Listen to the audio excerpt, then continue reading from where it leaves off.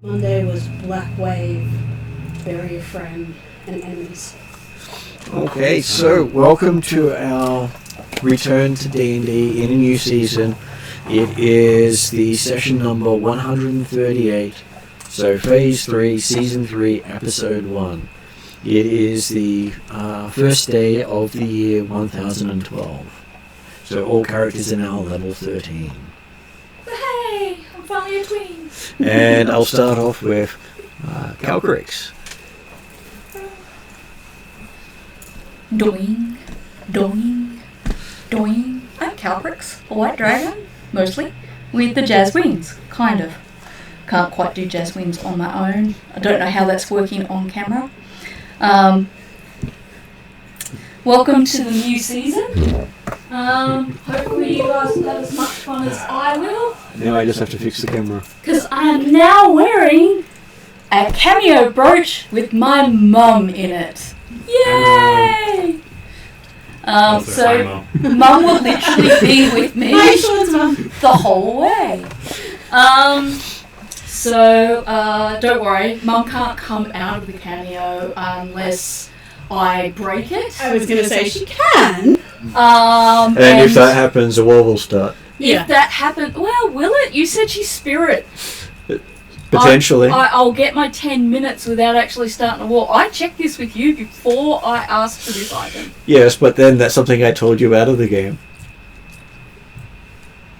Doesn't mean Calcrix knows what happens. No, Calcrix doesn't know. As far as Calcrix just knows, it's a brooch from mum. And that if you break it, you bring the spirit forth. She also gives you guidance, and there are other bonuses. I'm mostly there for the guidance. I'm not into the breaking bit. I actually have written on my fizzy rocks, don't lick. Don't eat. I thought you were going to get the fizzy rocks. I knew it. Did you get the fizzy lifter? I didn't get the fizzy lifter because specifically I know that doing them together is not a good thing. And on my scorched parchment, there's a big "don't eat" sign because eating not a good idea. Even though Calcrix doesn't technically eat a lot of paper, it's not beyond her. I knew you were getting the fizzy rocks. Excellent. Yeah. She wants fireworks. Everyone wants fireworks. My companion is Eep, a tiny creature. Looks like a Sarracenia plant or a pitcher plant, but in blacks and greys, and with the lovely talent of being able to pull our enemies towards us and then munch on them like they're a box of popcorn. And can now turn into a construct. Which was Monday, wasn't it? Yeah. Yeah, that wasn't scary at all. I'm going to go make coffee. Okay, next around the table is Sean. Yes, I am playing as Cetus, not Cletus or Clayton. Who knows, you might be all three. You might be, except Cletus and Clayton are the same person. They might actually be, different sides of the same person. Probably. Cetus is just the Clayton is Cletus. Now you're confusing me. And it is mine. Split personality brother is not a bad thing. We changed the name of Cletus to Clayton to make there be less confusion. Because autocorrect is annoying and it kept changing Cetus to Cletus and Cletus to Cetus. A very weird conversation. But back to the point, he is a Border Ganassi elf berserker, Path of the Barbarian. Lots of tentacles. And he has been tasked with setting up a grove for his mother-in-law, so that he gets permission to bring his followers along with him to help him out in the war. Okay, that brings us to Martin. Okay, I'm a medium wood elf, Path of the Fire, level 13 monk, Kenzai, and that'll do. Terrellin is my name. Terrellin Silverleaf. This is Greg. Then we have AJ. Yes, my name's AJ, and I'll be playing Makeda Aiden tonight. So Merc for short. Merc is a human bard, and he's a merchant, a travelling merchant by trade. I suppose his main priority is conversation and talking and negotiation. But the more he evolves at that level 13, and the more I understand how to use the spells, I actually think he's a pretty powerful spellcaster. Oh, at the yeah. end of the day. He's got 2 kids, and that's what he's joined this party for, to protect his children. Although I believe his children are probably of the age and skill set where they could nearly protect Merc. So I can't wait for the first use of your new ritual. oh yes. Have you thought about what it's formed? Not yet. Which brings us to Rhiannon. I am playing 1 character tonight instead of 5. I'm playing Hildrun, who I normally call Hildrun, but I'm trying to be better at pronunciations. The Ergenasi Tempest Cleric Hunter Ranger, who is currently feeling way out of her depth as she's just been given the instructions to create a kingdom in Zerchev's name, centered on the keep, which is now very clearly marked as hers, and has a crest that she didn't know she had. So she's feeling a little bit overwhelmed, but we'll come to grips with it. Okay, so then that brings us to Online and Jeremy.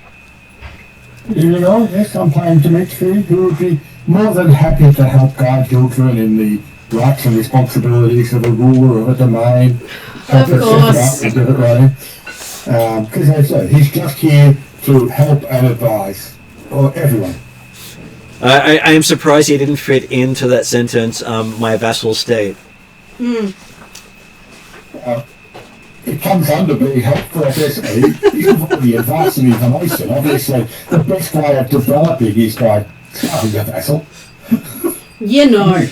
Apparently, access to it is through Dimitri's domain, so...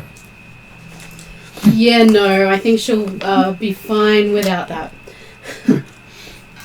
Okay, so for your characters to get up to speed in what's happened in the remaining, I think it was 3 to 5 months. When did we actually finish the last session? The last session was at the end of the 7th month, so that Yeah. was 4 months. So it has been 4 months since you returned to Atruaghin. The war has been messy, you've heard. You've not been in the front lines, but you've heard that over 200,000 have died in the war. The majority of them Atruaghin soldiers.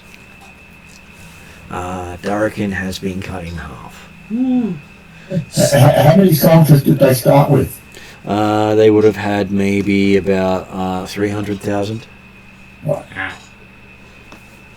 So, Things is looking grim. yeah. And they've been forced to retreat to the northern and southern parts of the kingdom and completely abandon protecting Alfheim. Alfheim's not important. We don't need that. Well, they've left it for the elves to defend if they want to stay alive. I mean, it helps that there's only 2 trees of life in Alfheim at the moment, and they're on the other side of Alfheim. And moving slowly.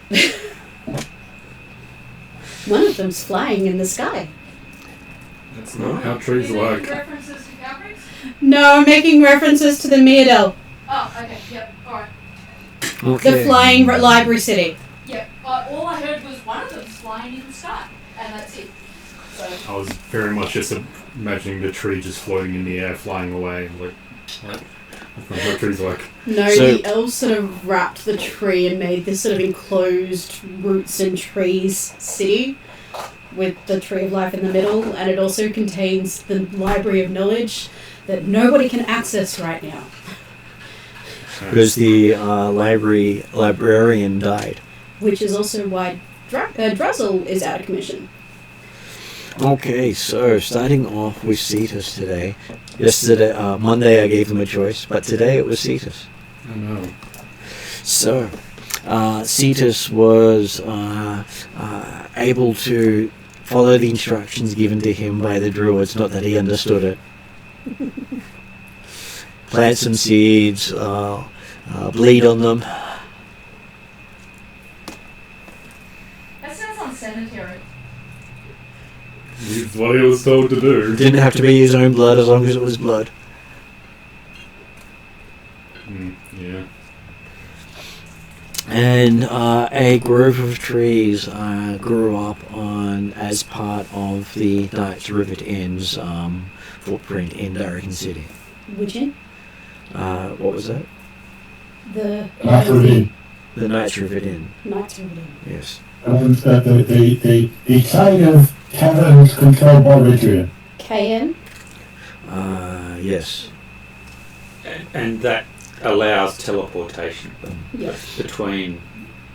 It allows Priscilla to send her forces over to help, assuming that there's more forces than just Cetus's followers. And basically, you have created a connection between the keep in the Forest of Hope and Darrington City. That's good. We don't have to rely on Dimitri to take us back now. Yeah, that's good. As there is now a Fey Gate in the grove. Just make sure you don't say anything that sounds like a promise or a gratitude as you pass through it. Yep. We've learned that. Because a thank you is basically you promising a service of unknown value to the Fae. A recognition of services received, which will be repaid at some point in the future. I don't think Hildren's thanking anybody at the moment. Does that She's being very careful. with the Fae, does that work in the opposite direction? Like if I said to a Fae, "You're welcome," That will be considered as a acceptance of a gift from them that you now have obligation to them. right? So that's not me saying to them, "You've accepted a gift from me. Now you're indebted." No, to me." no. No. It's basically, if you acknowledge it in a way that sounds like you're thanking them in any way whatsoever. We had one of them say, thank you, but no thank you. So he thanked them, he accepted the gift, and then he insulted them right afterwards by not accepting the gift. So he technically has an obligation without the actual reward of the obligation. Gift, yeah. And he thought he was being smart until he was told, no, that's how it works. You said thank you. You said thank you, and then you insulted them. So, Cetus has also been met up with his brother, who spends at least 5 days berating him. How many of the others do you get involved to try to stop him from pummeling you? Or do you just beat him up in return? Mainly because he's not as strong as you. Just keep them about 20 feet away with the tentacles. You know, the thing of putting your hand on your sibling's head. You're just doing that. Okay, so yes, you do get to run into other members of your family who have come to Darrington, having not gone with the nobles, because they weren't high enough in the chain of the elven nobility to be taken. Basically, their thing to their lower members were, we'll send for you when we settle. Merely their magic right? couldn't take the entire clan with them.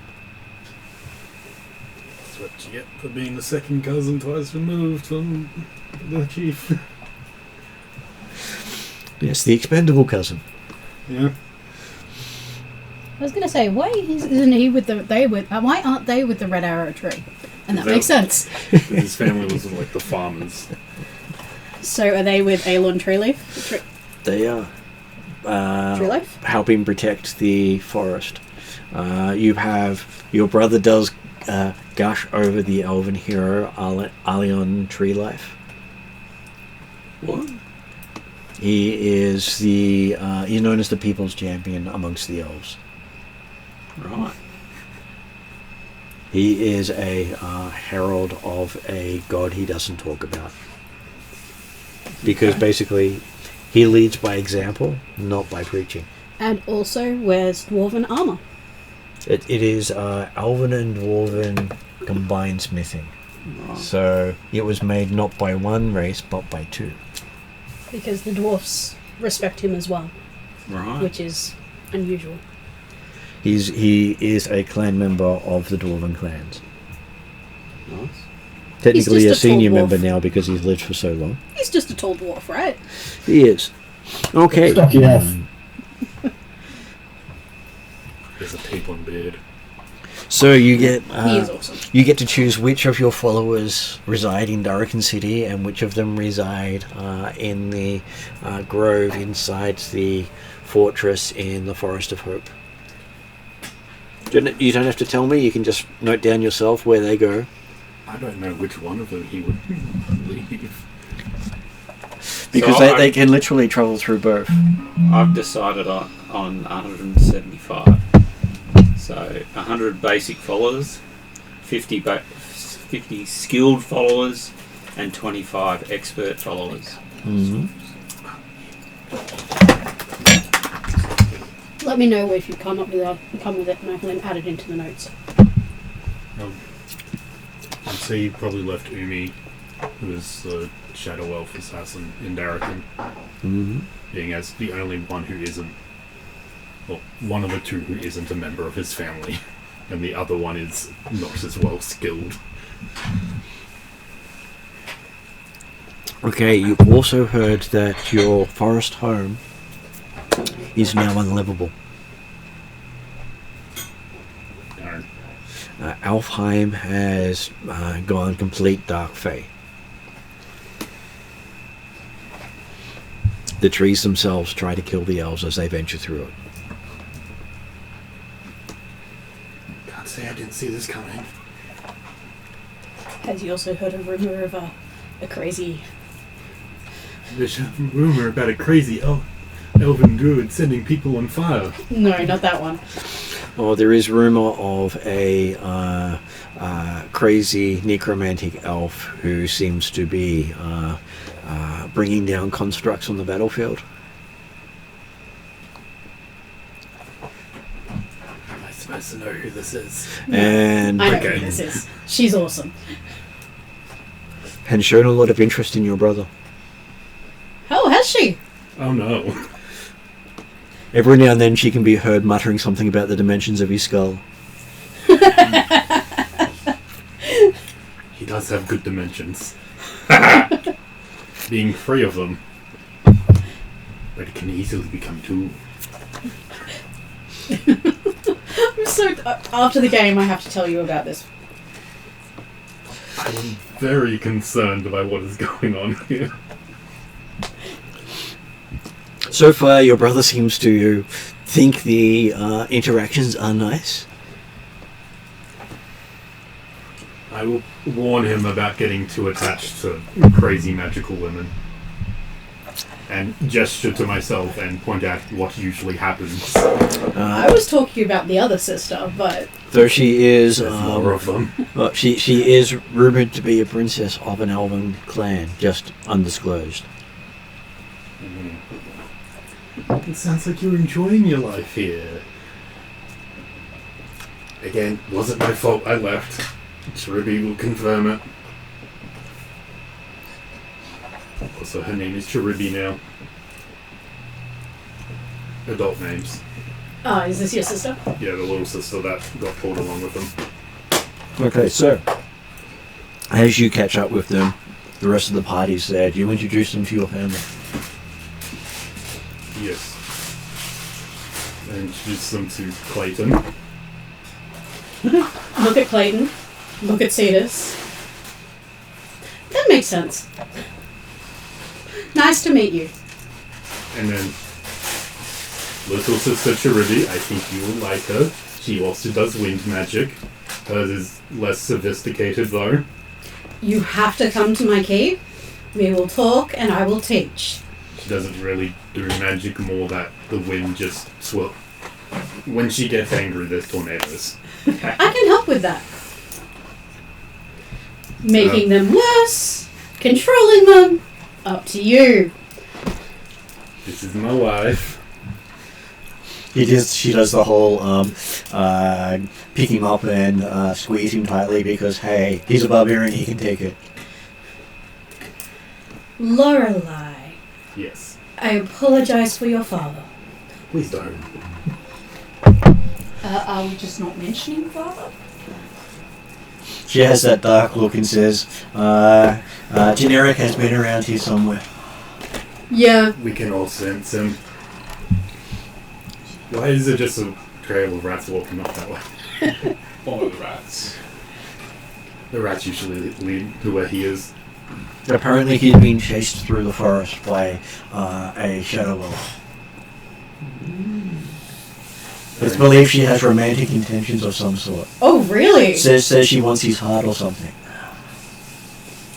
I feel like that's more literal. Huh. You would have met Umi vaguely. He not much of a talker, not much of a looker either, in both senses, being that he doesn't have eyes. He's my friend. I do not trust him with my life. Do not trust him with yours. He will backstab you at the first chance he gets. And that thing over there is my student, Norm. He has a giant pet ferret, which is about twice the size as he is because he is a halfling. So it's his mount. Yeah, it's a part of his class. Nice to meet you. Good to meet you. So is he of the piratical nature halfling? There was ones who like, I can't remember the wording exactly, but they're subterranean halflings. He's one of those ones. Okay. So obviously he didn't grow up in the pirate culture then. No, he is definitely not the pirate culture. He is underground mole man type. Yes, the pirate halflings are known for their eating people. As I say, but still definitely not cannibal.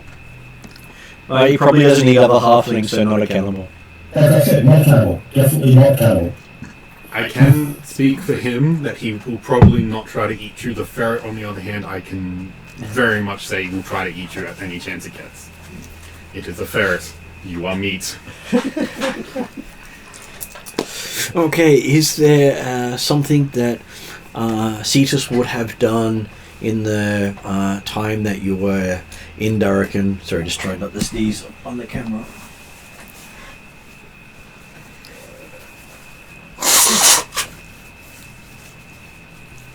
Probably tried to look for some way to hide his monstrous appearance. Like a mask and better a cloak that fits him. Yes, because most people would be horrified to see a apparition walking amongst them. Yeah. He can pull the tentacles in and not have them showing, but he's still about an 8 foot tall blue elf. And he does have a striking appearance. Yes. The updated image where he is not giant tentacle shark monster from hit monster fighting movie, which I cannot remember the name of. Has Redrian sent him on any attacks or anything? Probably. Okay, so not long after you established the grove, Redrian did bring you all in and say that with everything going the way it is, he's looking to establish a colony on the southern continent. And having heard that Hilderin has managed to get a quest from a god to build such a colony, that this would be the time, while it is in the middle of summer down there, to get it done.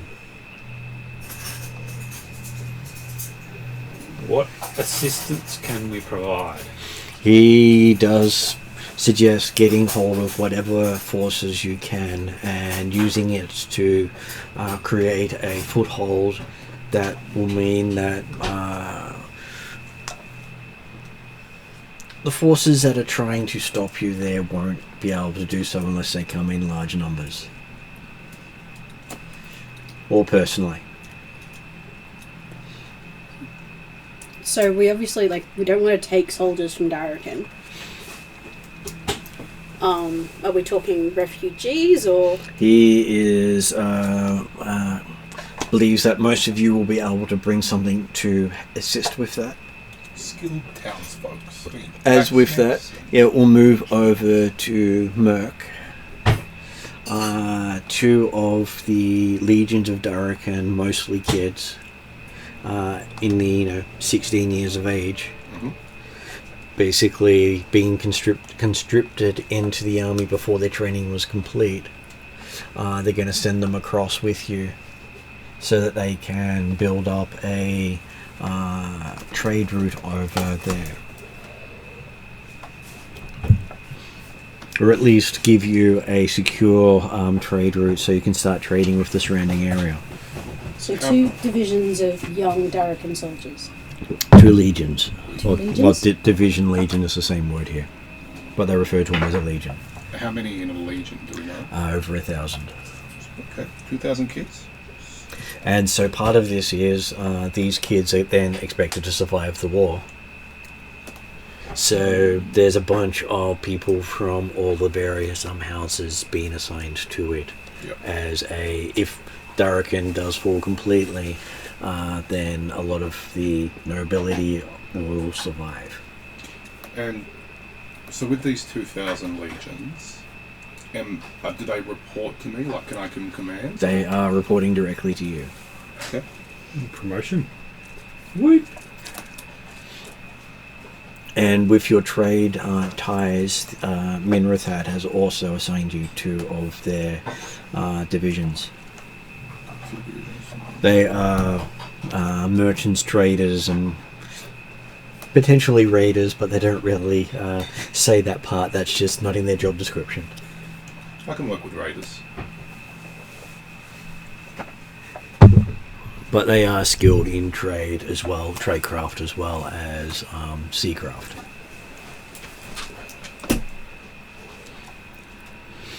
They're hoping that as they giving you these for your control, they're hoping that you'll be able to use them to make a safe trade route. Yep. Because both sets of troops understand trade and its requirements. Each of them coming from various families of importance.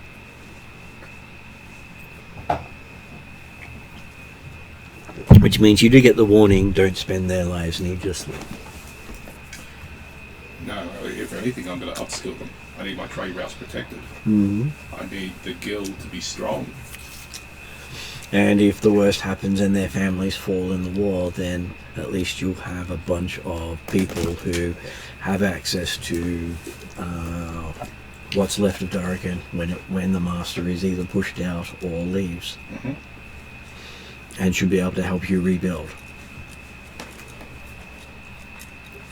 So they've put a lot of faith in you. Yes, well, I did have that skill set where people naturally fall to me as a leader and prestige, I think it was. So I could see how this has happened.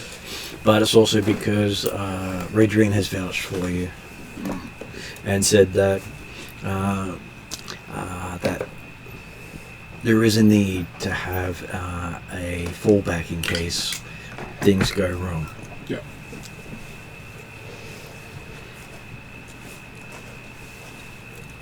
With that, we move over to Trellin.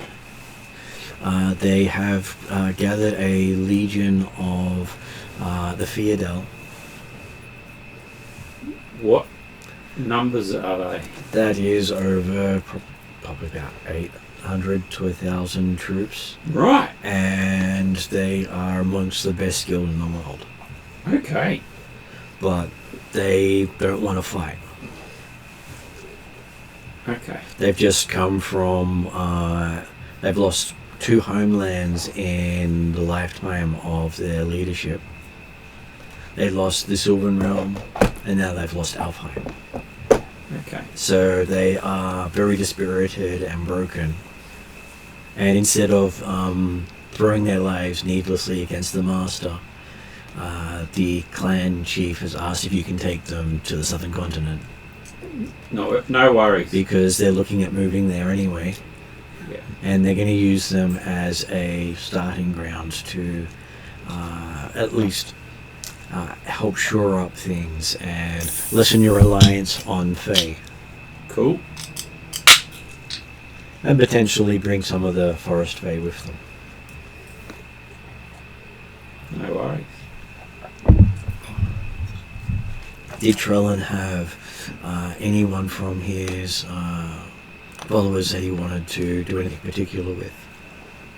Well, I think grouping them would be good. So, yeah. So there's 175 there, and a couple of thousand. Just mush them all together and send them down to the southern continent. So how many elves is it? Probably close to 1,000 all up. So they are looking at moving your monastery in Karamikos through. Well, so you still have both locations, but they're moving the majority of your monks with it. There's a minor correction in that my monk monastery is in the Fae. So, is that a problem? Not a problem. Okay. They can attach it to move it from one Fae location to another. Right. Okay. Cool. But it may even be connected to both. No worries. Are they looking to move the tree? Not yet. Even though it would be beneficial to move it out of the Karamikan forest, they won't move a tree until they're sure it's not going to get corrupted. Because the tree will be unprotected when they plant it. Is the intent for the Theodel elves to try and establish a new homeland in the vicinity of the Forest of Hope? Or are they going to try and actually keep moving to recover the original homeland in the southern continent? Well, the Forest of Hope is the location of their original settlement. Okay. So they would just that it was so long ago that no ruins exist. Yep, okay. So yeah, so when the Monday night group, or the Tuesday night group at the time, went and dealt with the incarnation of Black, was it Black Canberra? And had to go and collect all the tokens, all the keys. That was actually in this same area? No, all the keys that you found was in the Sylvan Realm, which was their second civilization. Okay, yep. And Alpheim is their third civilization. Yep. Yep. So the elves have had a lot of major losses. Oh yeah, no, that's what I was thinking. Yeah, I had thought that was all happening in the southern continent. Like, I thought that was all the southern continent where the elves were previously, but It turns out it was on the other end of the continent you're on. So the play area you're in is on the eastern side of the continent, and the lost elven civilization was on the western end of the continent. I feel like their god. So that's why I was curious as to whether or not they were going to try and actually return to that side of the continent.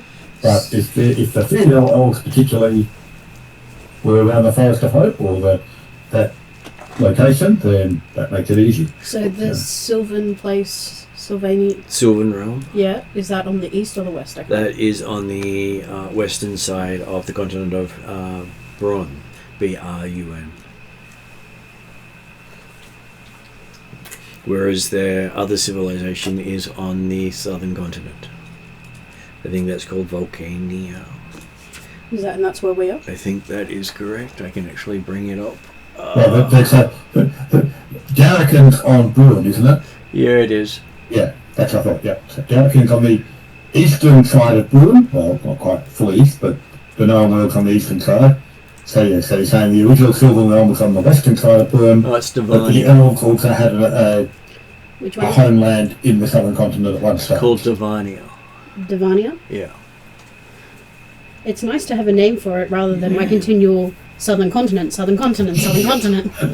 So the characters are down in the Fire Bay area where they're actually doing what they're doing. Though I think I had them in the Forest of Volcania. May have been all the way near that side. I'll have to figure out exactly where, because there are multiple places they could be. But they are on either this section or this section down here. Hard to tell because they don't have an overview. So, when I reference the Fae location, is there a linkage between this planet and the Fae planet? Yes, there would be a gateway. Cool. And now you have two. Nice. So you can literally go to Karamikos through your gateway. Okay, That gives us another way to get to the northern continent from that's right. home. Though you're sure you owe someone a favour every time you go through. Because hey, nothing's ever free in these worlds. I feel like I'm doing masses of favours, but then I felt like I was over my head in debt, so...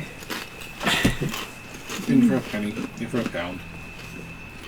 So there's a thing that shows charisma in brackets save +5.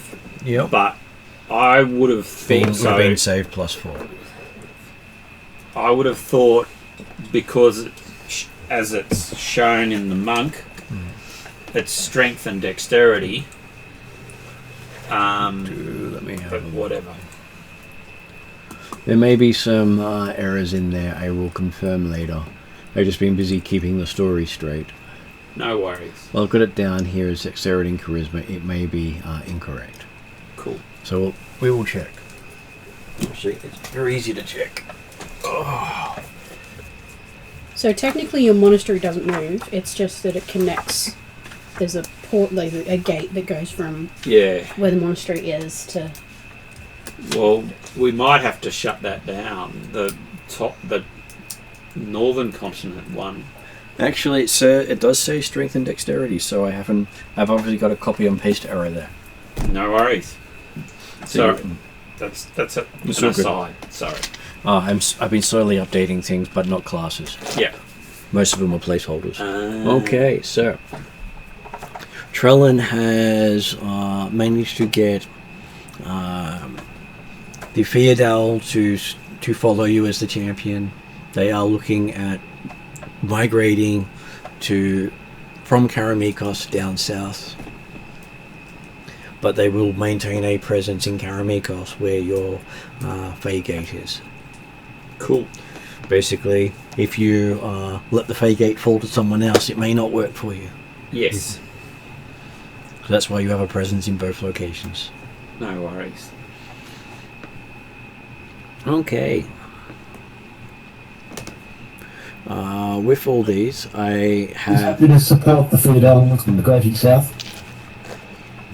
I saw Dimitri would really love the Feodal to go south as soon as possible. He's happy to help. Because he's always happy to help. Okay, which does bring us to Dimitri.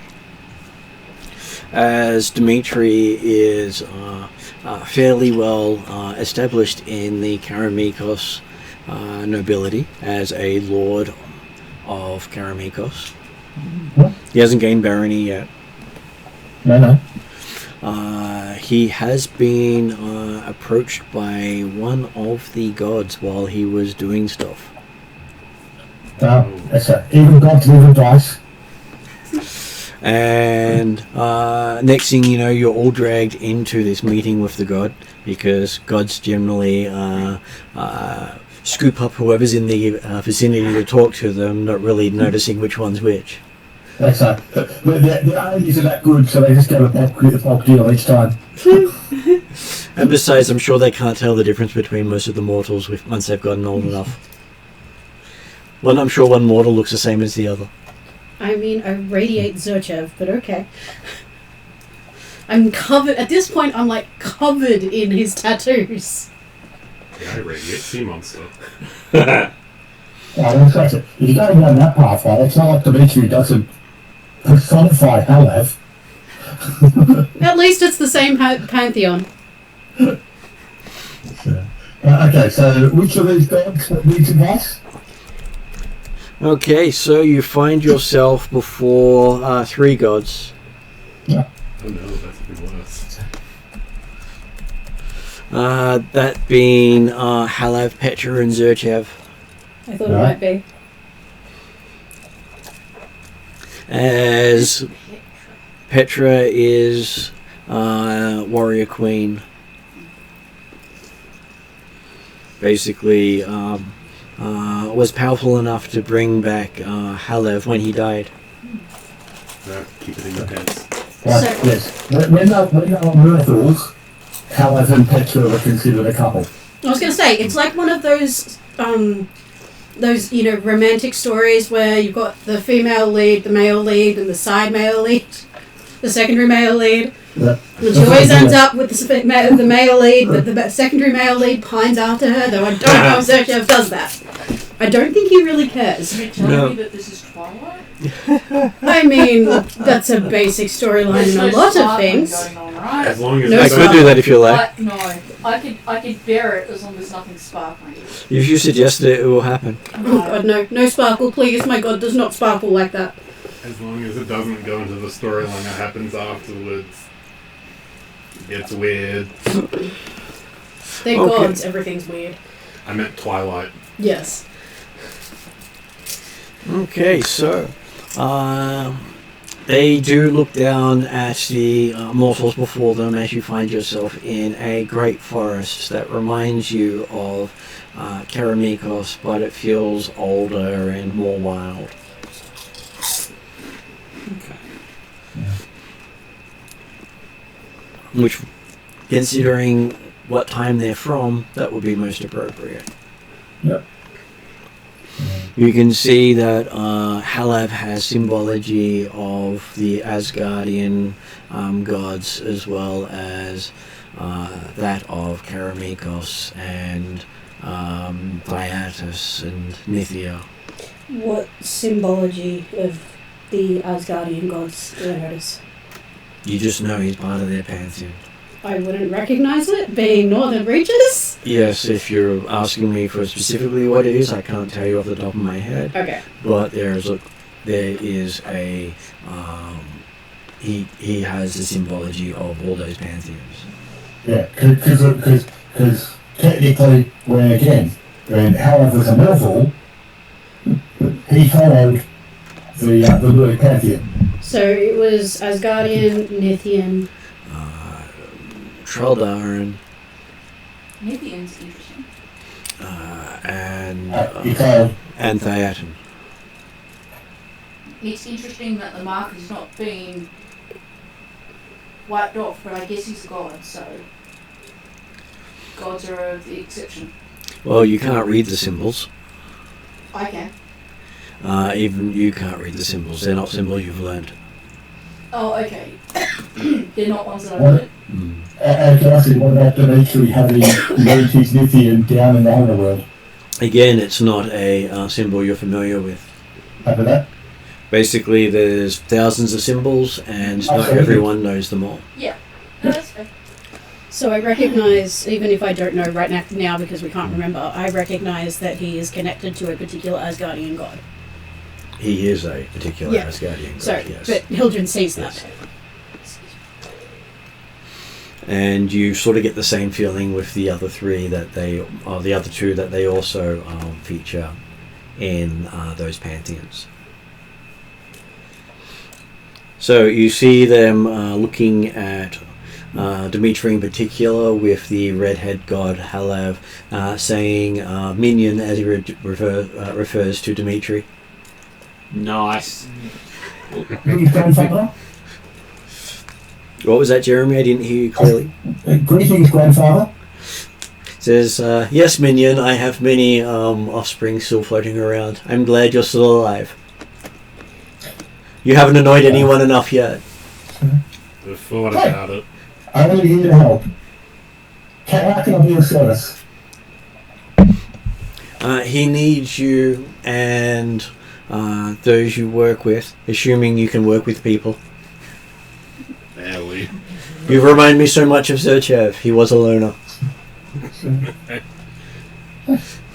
Are you sure you don't have any Zerchev in you? I'm more than happy to work with every day. The idea of that gets a panicked look out of Hildren. The idea of the opportunity to... No, Dimitri. Oh, no. Calcrix is right now looking at Dimitri with utter doubt and mistrust. So he says, if you can win over the dragon with you, they believe that you might succeed in your quests. If you annoy the dragon too much, they can't be held responsible for how squished you get. I don't squish people. I do. I mean, you literally have the capability now. Yeah, but that doesn't mean I do it. That's what makes me different from other dragons. Yes, but you do have an eep. I do, but I try not to eat at anybody. That's what I said, as long as he doesn't annoy the dragon enough. Everyone has their limits. Calcrix level up. She literally has an ability called Crush. Really? Yes. Oh. What's your next ability? Really? Yes. You can jump on things that are smaller than you, and they have to do a dex save or be crushed. I see a lot of stones being turned into gravel. That's one way to crush the coffee beans. Oh, So that's the an even better idea. So the quest they have for Dimitri and the companions travelling with him. I was going to say, watch the wording there. They didn't say minions or servants, they said companions. Acquaintances at best.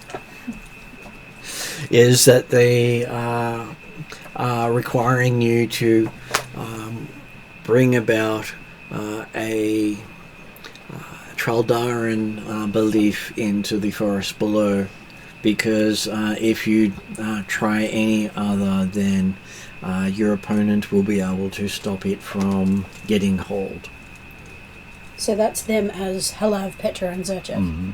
That he's got a Troldaran? Traldaran is the belief of that those three represent with Orcus. I see. And because Orcus is part of the Pantheon, he can't deny that Pantheon entry. So basically, they want the Church of Traldara to be spread and proselytized down to the southern continent. That is what they are getting you to arrange, just as long as you don't annoy those clerics again. Apparently they complained about you explaining things to them too much. Yeah, that's it. I have the original source material for them to use. They're not happy to understand it. But Dimitri, religion is all about your own personal insight and understanding. Having somebody tell you what it means defies the whole point. That just sounds like normal religion to me. Sounds like Catholicism to me. Probably shouldn't call that actual religion some stream. Gotta Okay, remember. let Jeremy speak. Go, Jeremy. As a player, there's a lot of different ways about religion, how religions work.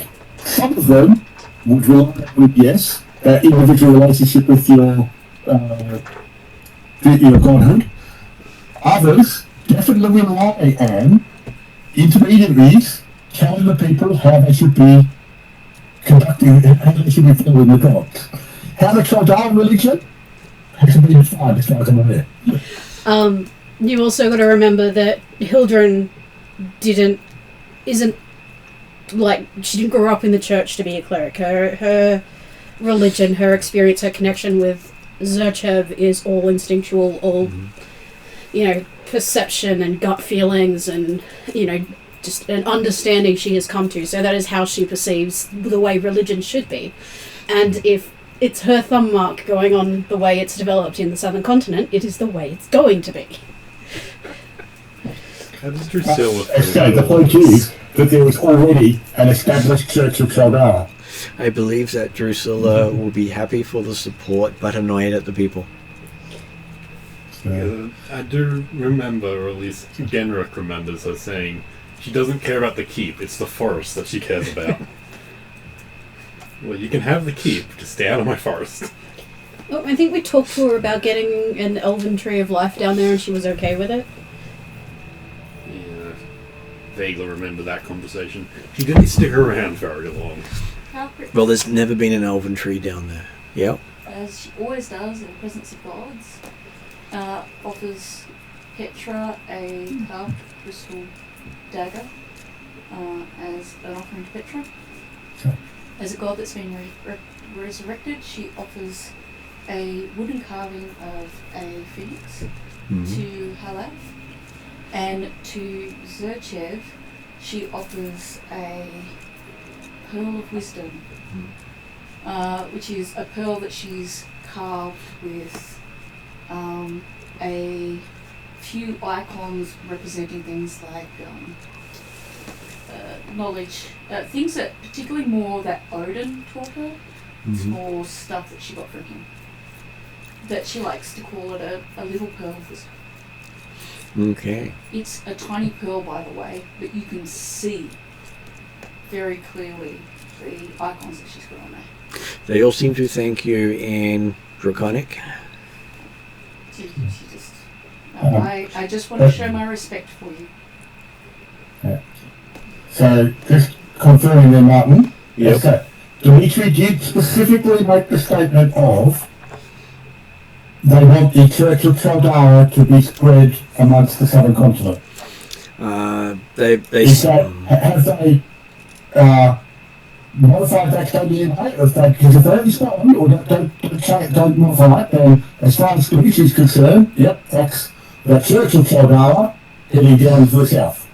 Because they said Troldaran belief, which is why Hildren's like spreading her way. Though the Troldaran belief is the Church of Karamikos. Exactly. Sorry, the Church of Troldara in Karamikos. Because there is a Church of Karamikos, not to be confused with the Church of Troldara. No. They're completely different beliefs. So which one is The it? Church of Karamikos The- also tends to accept the Hallowed and things like that. Hallowed is in both. Definitely going the Church of Chaldara. And No. the Church of Troldara is more spiritual, whereas the Church of Theatis is more scientific. So, if I'm spreading, if I am bringing the The Church Theatis of- one is more scientific. if I'm bringing the Traldaran belief, Mm. am I forcing people? Like, am I going against the way I worship, or? There are people who can spread the faith, But- and you can learn from them, but you don't have to spread it. So it's not like the Crusades. Like It's missionaries? More of Jehovah's Witnesses? they would probably set No. up churches and preach, but not actually go around and saying "Convert or die, convert or die." and it's not necessarily. The thing is that whilst Hildren is a follower of Zerchev, who is obviously part of the Chaldaran pantheon, Hildren has not been brought up in the Chaldaran faith. No. So, But they're also Asgardian, by the looks of things. So there are aspects. that we there's a see. religion from the Asgardian, yes. So, But, like, I've been told to create a kingdom in the name of Zerchev. That is still my primary goal.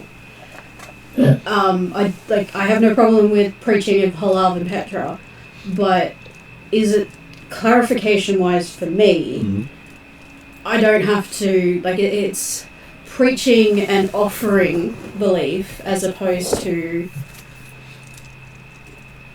It's like I was saying to. It's So we're not saying you have to follow this belief and you have to follow.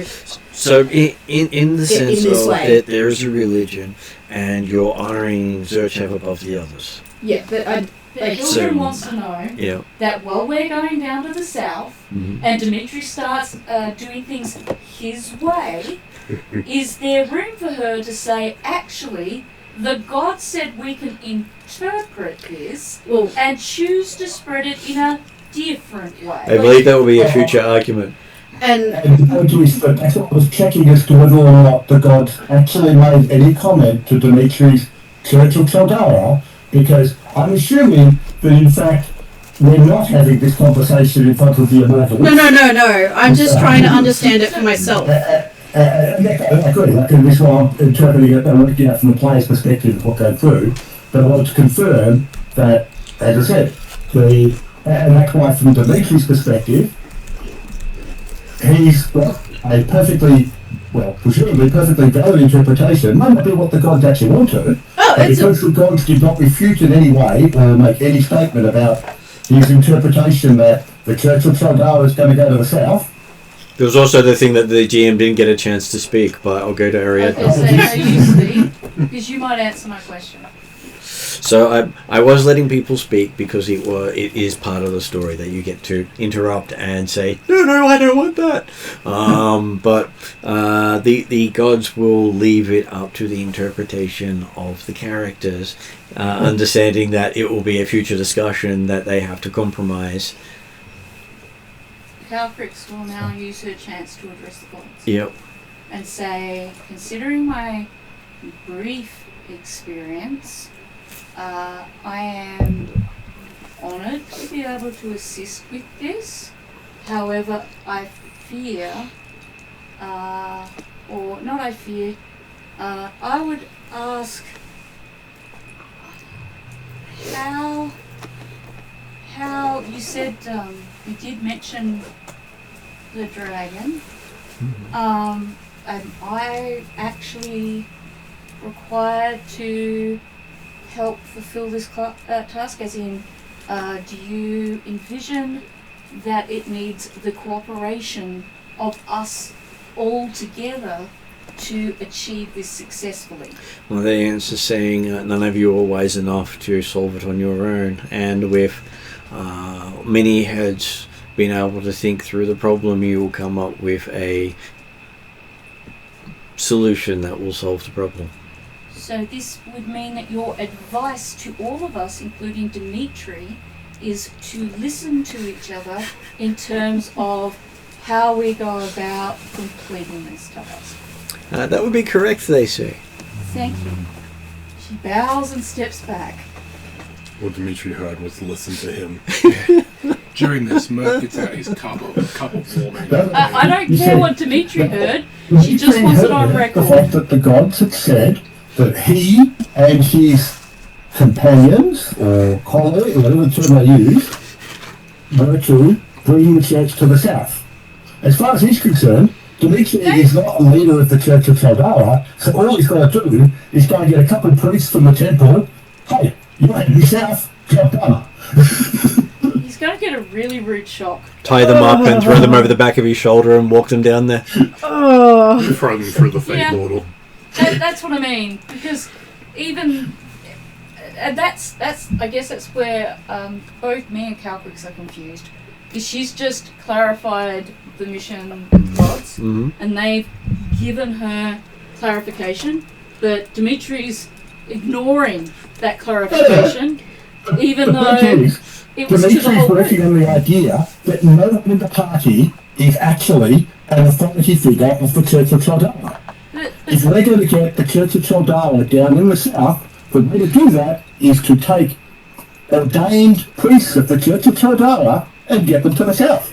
This is a And problem. help them establish religion down there. That may well be, but it may It's not be the way it's gonna go. Well, yeah.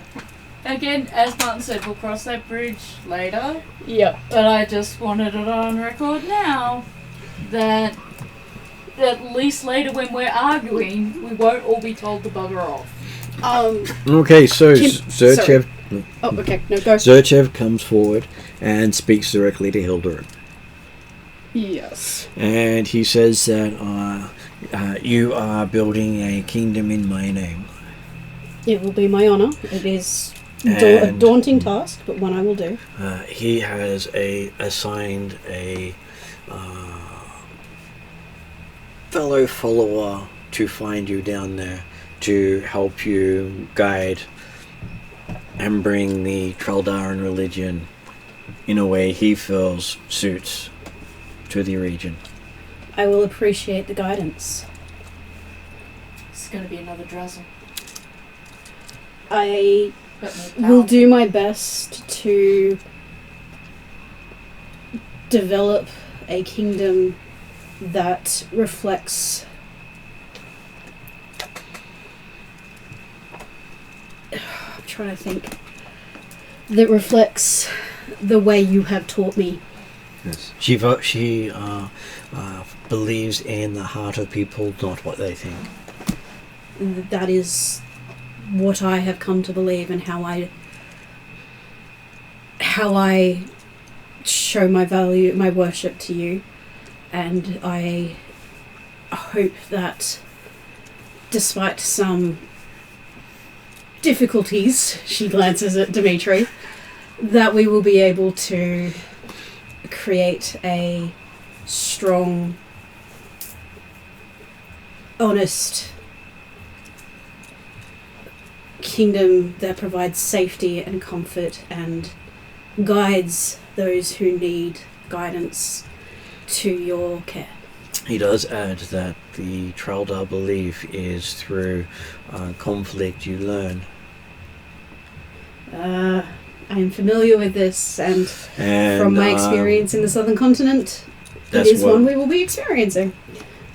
And they believe that amongst your companions you will learn much.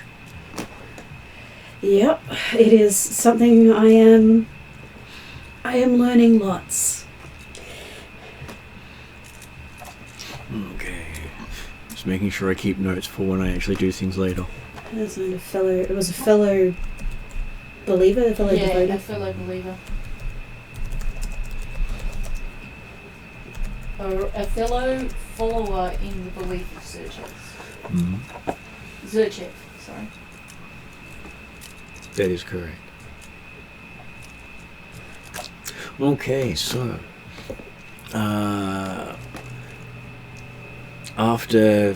before that finishes, you do hear from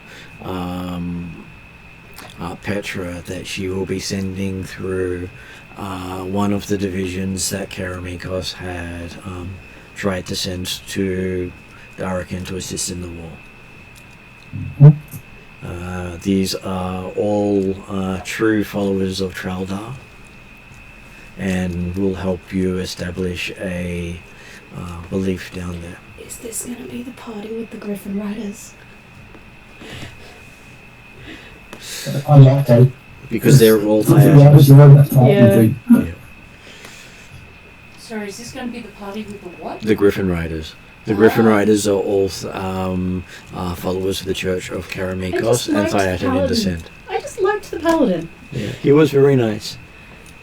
Okay, so they do say that it's only one of the 15 divisions that Karamikos is getting ready for the war, but it is the one that suits their followers the most. Okay. And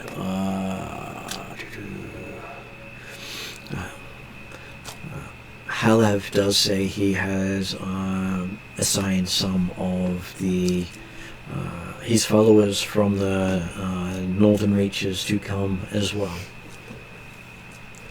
So you'll have an army at your side in the southern continent. We've got 2,000.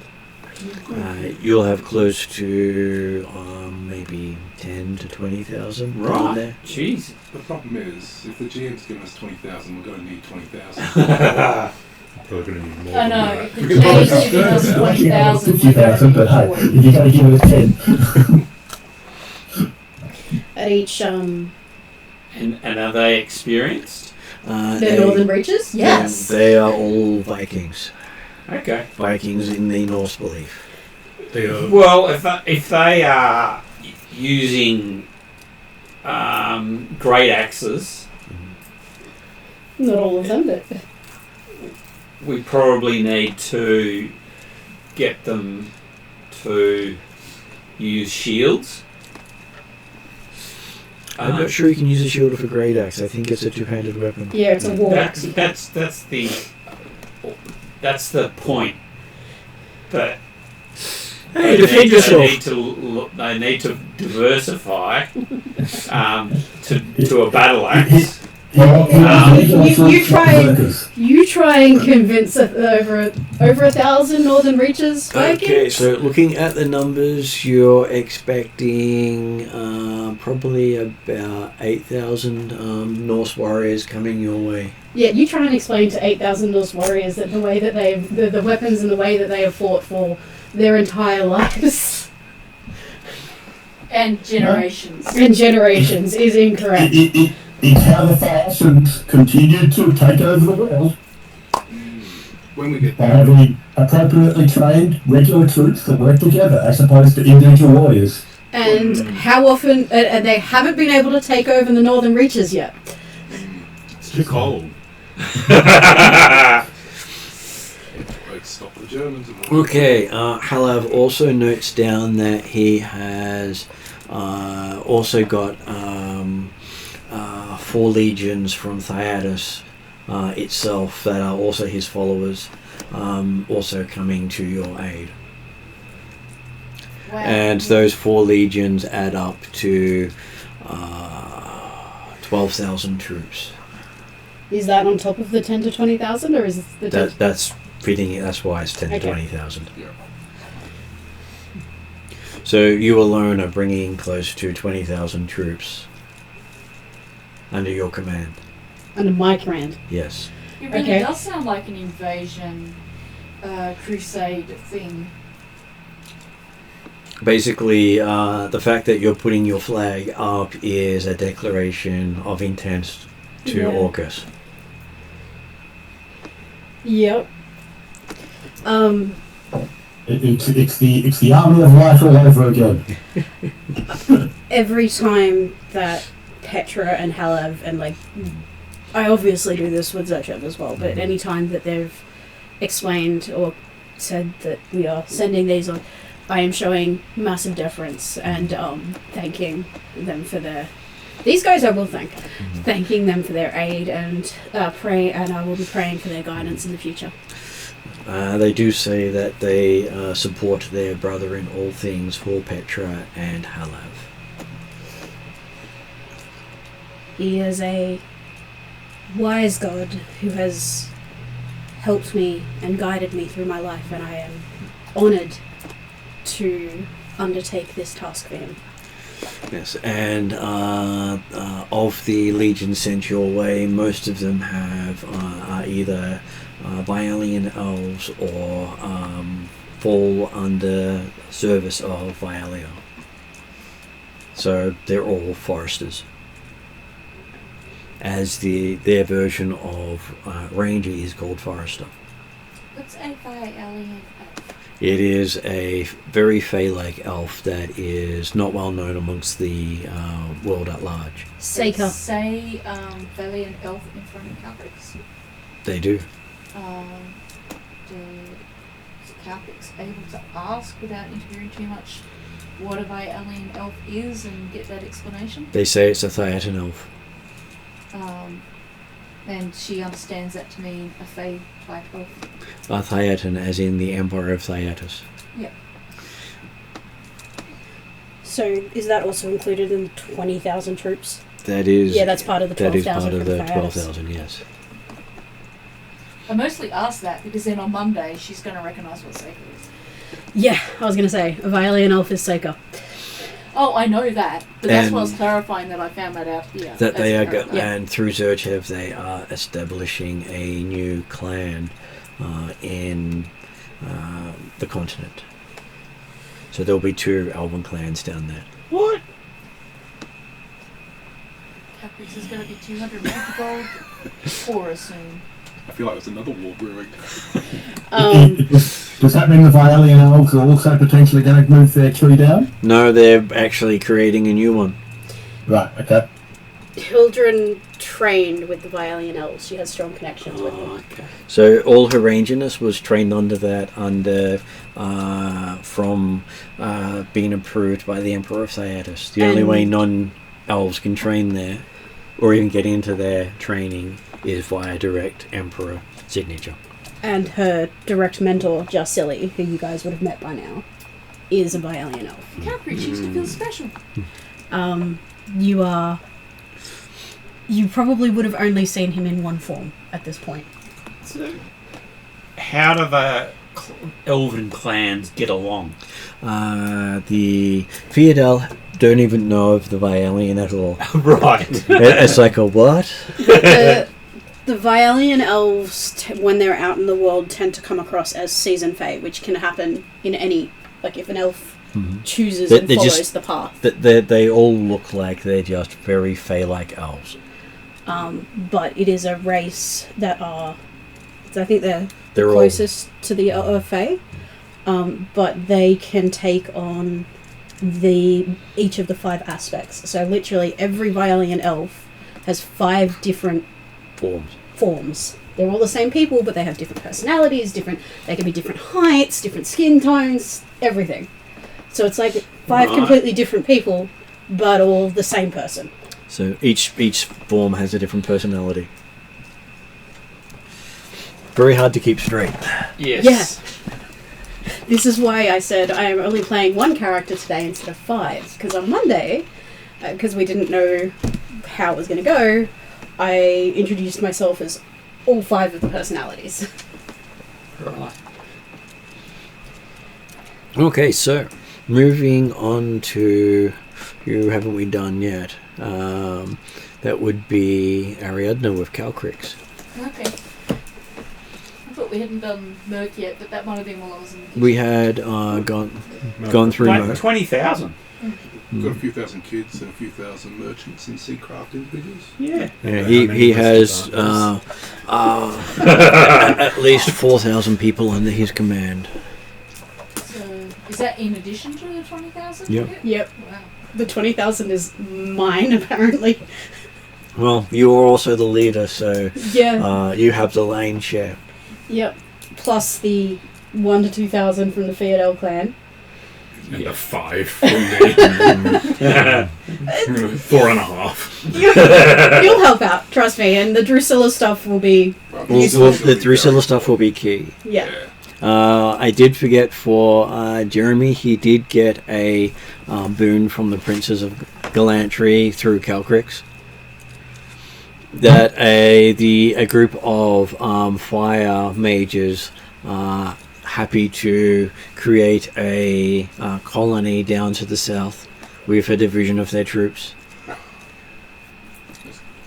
They're all fire genasi. So, Planar Calcrix fire made that genasi? appeal to them and What they was it? granted it? They're all the Flemish. So planar. Yeah. Like, when you say through Calcrix, was that brokered by her? Or? It would have been, they would have contacted you Yeah. and saying that they sort of need a contact in the group who, well, not an elf, unfortunately. They won't trust the elves as much Oh. because they already have conflict with elves. So That's Fire why I mages get down there. build a...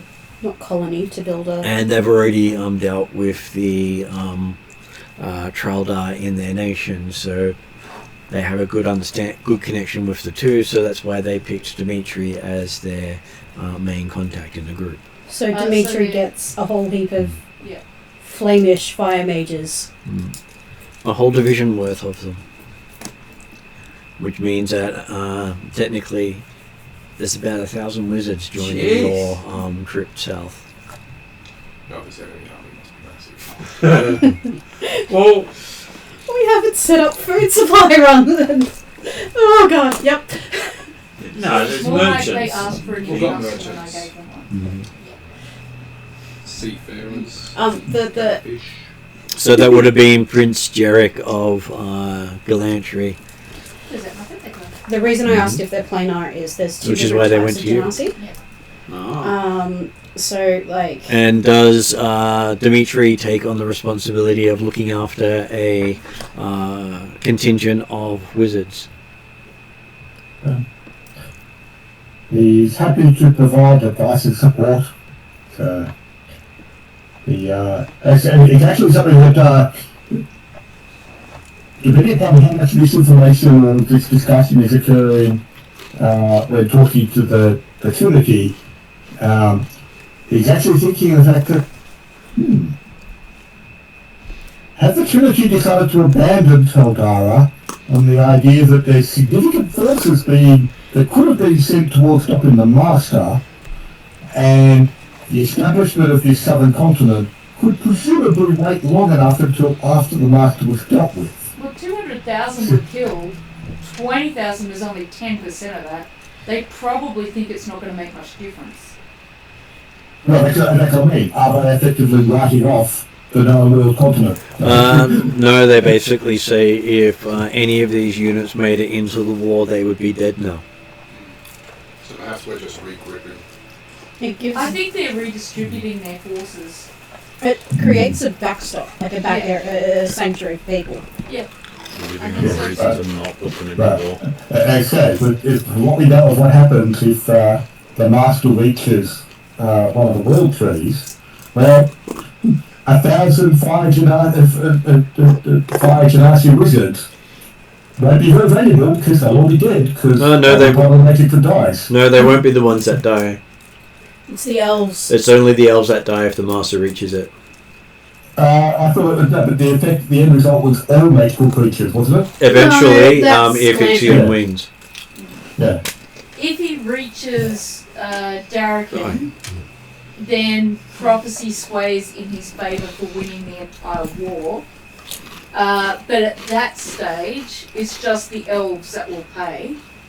And then he'll move on to consume the rest of the world later.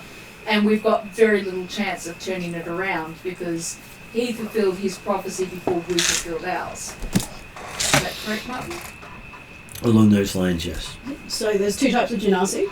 The ones like Cetus and Hildren, who are sort of... Well, he's like... Cetus is an elf, a water Genasi. I'm a human, air Genasi.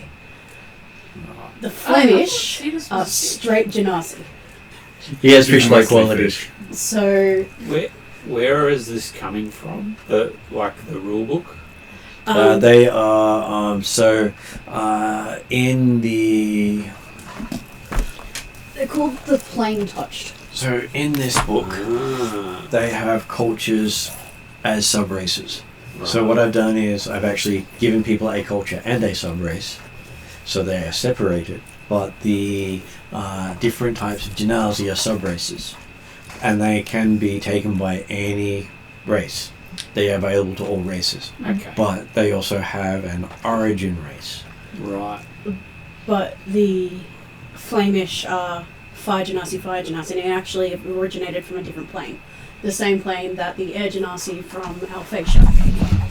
So they're considered pure Genasi, unlike the others. And they are very... Mixed half versus Genasi, essentially. Right. Even though Okay. there's no half races. Yes. I was going to say, I for one are mixed. Well, Calcrix doesn't. I don't think. But Ariadne does. But you have the elements, whereas these are actually living versions of the elements. And let's Not hope all that... of them yet. Let's hope that Morrigan doesn't run into the 1,000 Flemish on the way. The Flemish are living versions of the element. That's their actual race type. They're the cause of one of her major traumas. Oh, really? So you know how you have the tieflings who are basically devil or demon people. You have the Azamar who are celestial people. The Planar are plane people. So the Genasi are basically planar. Still going over my head, but Oh, it's good. fine. And they do come from Princes of the Apocalypse as a base. If you want to know where that comes from. No worries. Okay, so I'm always happy to answer questions. So Dimitri has about 1,000 of those coming to work for him. In this, No, it's alright. Like footsies. basically, as the main fire aspected wizard of the group, they are more likely to listen, and he can talk. So that sounds like a good combination. So we build a tower away from the keep, and that can be where they all live. And we put it on a rocky outcrop. Look at all of you getting armies. I No, get my put it sister. on a You're my rocky diplomat. island with no bridge. And you've got to They can rely fly. on the tide going out to cross back to land. That sounds a little cruel. I'm sure it'll work. We'll for give them lots of books. We'll put Yeah. some Kraken bait in the water to make sure they stay up there. Lots and lots of books. Okay, so coming to Calcrix. So with the fact that you're technically with two groups at the same time. That's not a problem. You've never held that against No. Calcrix before. So Radrian has also suggested you help the with the southern expansion while you're helping with the war already. Okay. So basically, what you'll still be in two places at the same time. So I'm generic support again. Thanks. What's Genrick got to do with this? There is no way. There is no no shape. There is nothing generic support about Calcrix in any way, shape, or form. Oh, she just doesn't get her own quests. Okay, She so supports She's everybody already got her own else's. quest. did She's got you? her own quest on Monday. No, in this group. That's okay. It's okay, I also don't have a quest, I think.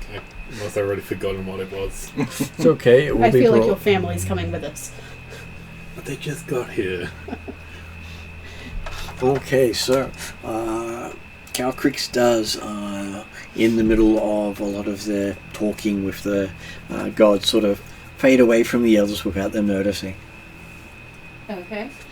As you find yourself before a dragon you've never seen. And what's the dragon look like? It looks far more intimidating than nearly any of the other dragons you've met. Intimidating is probably the best word for it. Looks like the sort of a dragon designed for combat. Okay. So has blade-like bits coming off scales in various parts along the arms and legs and tail. Has its horns seem to be more than normal amount of horns you see on a head. So, walking swords and lances. Mm-hmm. So basically can headbutt in multiple directions and impale things if it tries. Mm. You think that would probably be one of its attacks, and it just has that feeling of being old. I'm suitably awed. And I don't have a gift for this one, so I'm also like, I didn't make enough offerings. Okay, so you find yourself before the god Io. Granddad. Very much so. It says it had wanted to talk to you while the others were being distracted, because it has not taken, it has not made itself obvious to be out in the world at this time. I'm just glad to see that you are no longer trapped. It says you freed him long ago. I don't know how I did that, but I'm glad I did. When you Haven't done it yet. when you helped the primal titans ascend. Oh. That's when it was, yes. It makes sense now. And he was no longer bound once they were gone. I didn't know if that would actually free you, but I certainly knew that they needed their freedom now too. So I have taken the time to explore the world and get up to date in what is happening. There's a lot going on. That's what he believes, and he sees the interference in the gods to be far too much. It's funny you should think that, but you probably got that when I was talking to you every night. Did you hear me talking to you every night? Yes, he heard you talking every I was night. worried that you were alone. He does not hear many people call out to him, as it has been probably 100,000 years since he's had anyone pray to him. I'm glad I thought to. So he is looking for you to interfere in the plans of Orcus to the south.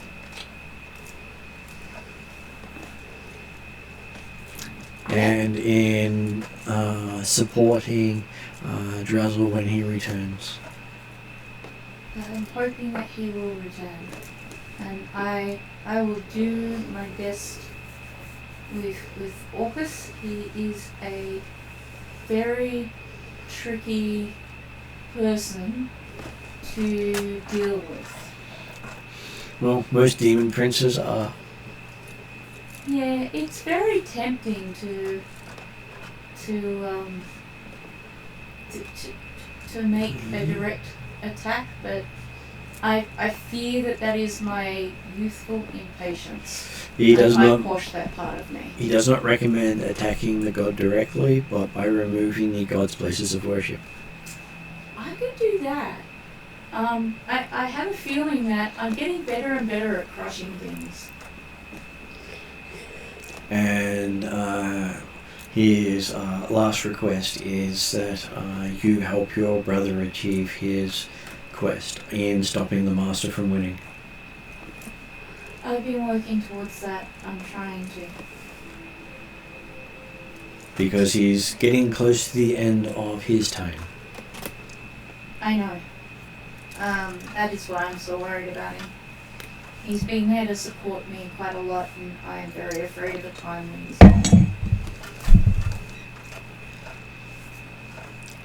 Well, he believes that you'll be able to move on with or without him. I know, but I like him. I really enjoy his support and his companionship. Even though 98% of his companionship is silent, there's something to be said for a silent companion. But he does pass on his blessing to you and your team, not that they will see him. She kind of wants a hug, but she's too afraid to ask for a hug. He does offer the hug, hearing you think about it. She will gratefully accept a hug. Though he feels more substantial than there. That's kind of a little bit more scarier. Hopefully I don't hug any of the spiky pokey bits. No. I guess I've got scales. I should be okay. Though one of his first opponents was the Primal Titans. Yeah, that makes sense. Calamity was the hardest one to handle, but she learned a lot. Okay, so we send you back to the others. As you see that time had stopped while you were talking to Io. Oh, okay. Well, good to know I haven't missed out on any of the arguing. And yes, you find yourself with a lot of forces at your disposal to start setting up a region of the Forest of Hope. Okay. Sorry, I'm just very overwhelmed right now. Lots of numbers. There's no need to be overwhelmed. 5. That's including the brother and the pregnant wife. Can I just divert a second? Dressel is going to die soon. No, he is No, he he's said going to that. come to a time when he needs to leave us, which might mean that he has to go to another timeline. That his finished his involvement in this timeline actively. Could he ascend as a god? He could ascend as a god. He has been doing all of the time temporal stuff as his quest to immortality. Okay, cool. So I So he can. might achieve it. He's becoming Mecha Godzilla. That's what all But that then hammering was. Calcrix is going to go, all my siblings are gods. I'm very lonely down here in the mortal world. I just had a panic attack that Drazzle was going to die on us. Martin, Yeah. now at the end of the last session, Dimitri had popped back to Karamikos before going off to Darrakan and discovered the fact that the marshalling of the troops had not gone as it was behind schedule because the Black Eagle Barony was apparently exerting force again, which is going to interfere with the Halflings deployment as well. The stuff we've just gone through, I'd expect that's covering the sort of the 4 months or whatever till the 1st of January. Yep. Okay, so from what Dimitri has learnt is that Karamikos is looking to send 3 forces out to the war. Yep. One across the Duke's Road, one via the Navy, and one to Rapanathak. Yep. Via Dimitri's portal. Yep. The 5 Shires are sending 3 divisions into support southern Darrakan. Yep. And the other 4 are looking to remove the Black Eagle Barony from this face of the world. Okay, so we didn't manage to sort out that side of the house as yet. There was a few issues with someone attacking the leadership of the 5 Shires and leaving evidence of Karamikos involvement. Yeah, that's what I was saying. The fact that I was expecting that there would be like part of this activity, like this week, would have been narratively describing the outcome of that, or the outcome hasn't occurred yet. The outcome hasn't occurred yet. Happy with that? So basically, given the choice of supporting the southern continent or trying to stop the war in Karamikos, you don't think they're going to come to blows, but you can spend your time there instead trying to stop them from fighting. But then you would be ignoring Halav. I'm just trying to work out how the timeline works between when he popped back and found all through, and then we've had this visitation from the Trinity, So what has happened in the meantime. Because I got the impression the visitation of the Trinity was towards the end, like around approaching the 1st of January 10-12, whereas we arrived back. It would be. It would have so. been in fall of or autumn of 2011. Okay, right. So it was soon after we came back from Patafak. Mm-hmm. Yep, happy with that. So the Karamikos forces in the Navy and the Duke's Road are going to Darrakan? The one taking the Duke's Road is, and the one taking the Navy is. Yep, cool. But the other one is the one we're taking to Rapanathak. Yep. Mm-hmm. Couple of questions. Do you want a little bowl of chips so you don't have to keep reaching over? There's a little left in the packet that you can just have for you. Probably better not to have that much salt and vinegar because I was starting to choke on it.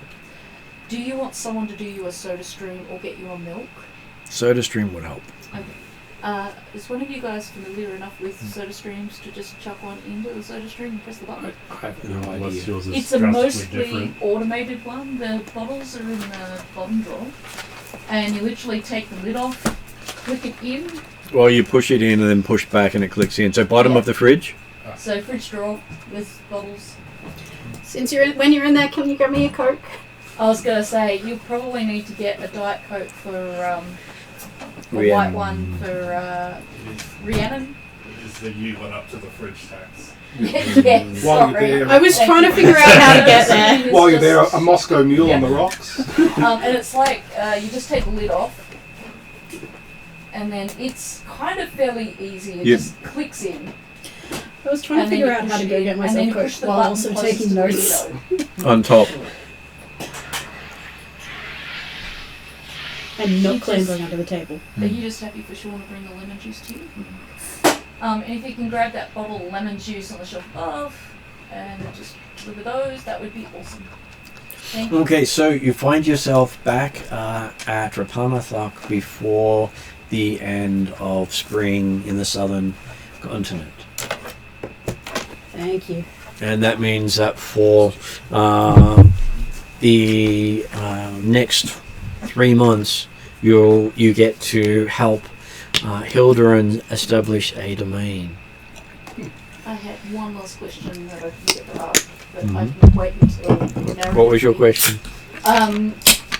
For Cow Creeks, has any of her letters to the leaders of Norvik about them diverting from fighting Alphatia and bringing their very enthusiastic armies to Darrakan instead had any influence? Well, they've brought their armies to Rapanathak, so they've done something. Okay, that works out. But I'm just like, she's written an awful lot of letters Okay, so and got them addicted to coffee. considering you have many thousand people coming to Rapanathak, how do you go about organising them, considering your characters were not prepared for it? Suddenly you're in the deep end, and I'm just waiting for you to finish your sentence.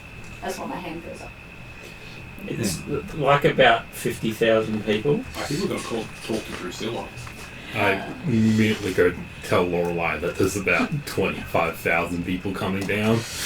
Calgary does have experience with organising large numbers of people, particularly on Mount Dread, but also in the war, as has Dimitri, because he's general of armies. and as has Trellin as well. Yeah, and I was going to say, I think Trellin as well, but I don't know Trellin's history as well as I know Dimitri's. So I think between the three of us, we might be able to come up with some sort of advice for an organisational structure and what to start with first.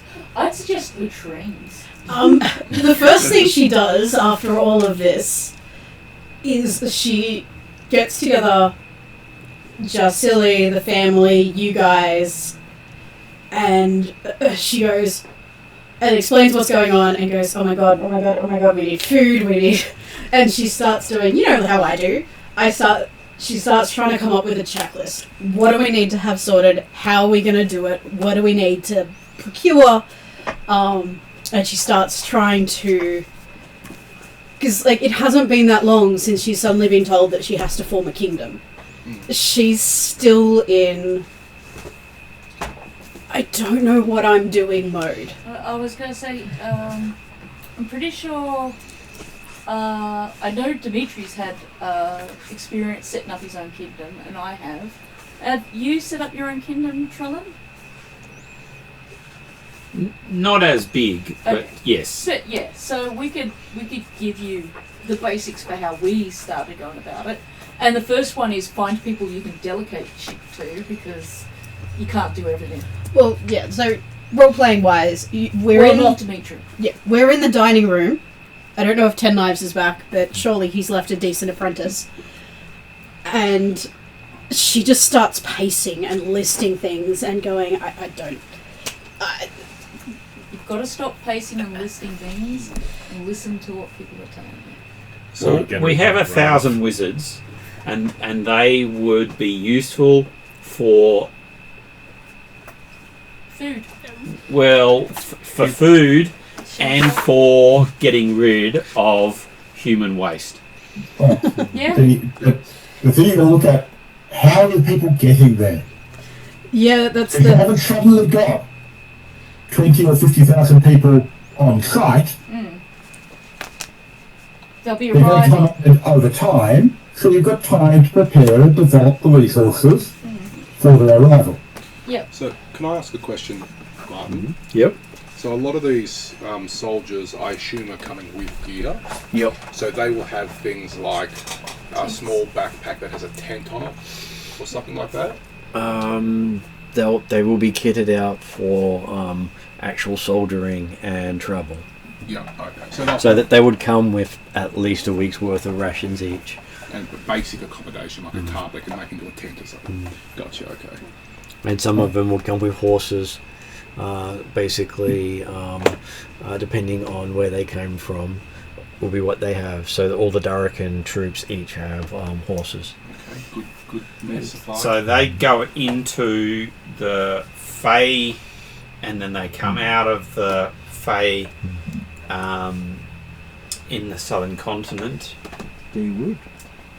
Okay, so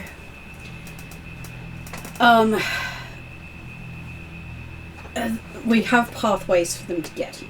Yeah. Yes. So once. Yeah, but not quick part, like they say. There's still going to take significant time to get that number of people through. That's right. Yeah. So I have 2,000 trade and seacraft individuals coming. We will be able to build ships and fish from the ocean for a food You supply. are quite away from the actual ocean. But you do have a friend who's a fisherman. Yeah, I do. Actually. The fishman. And remember, you don't want to be on the waters outside of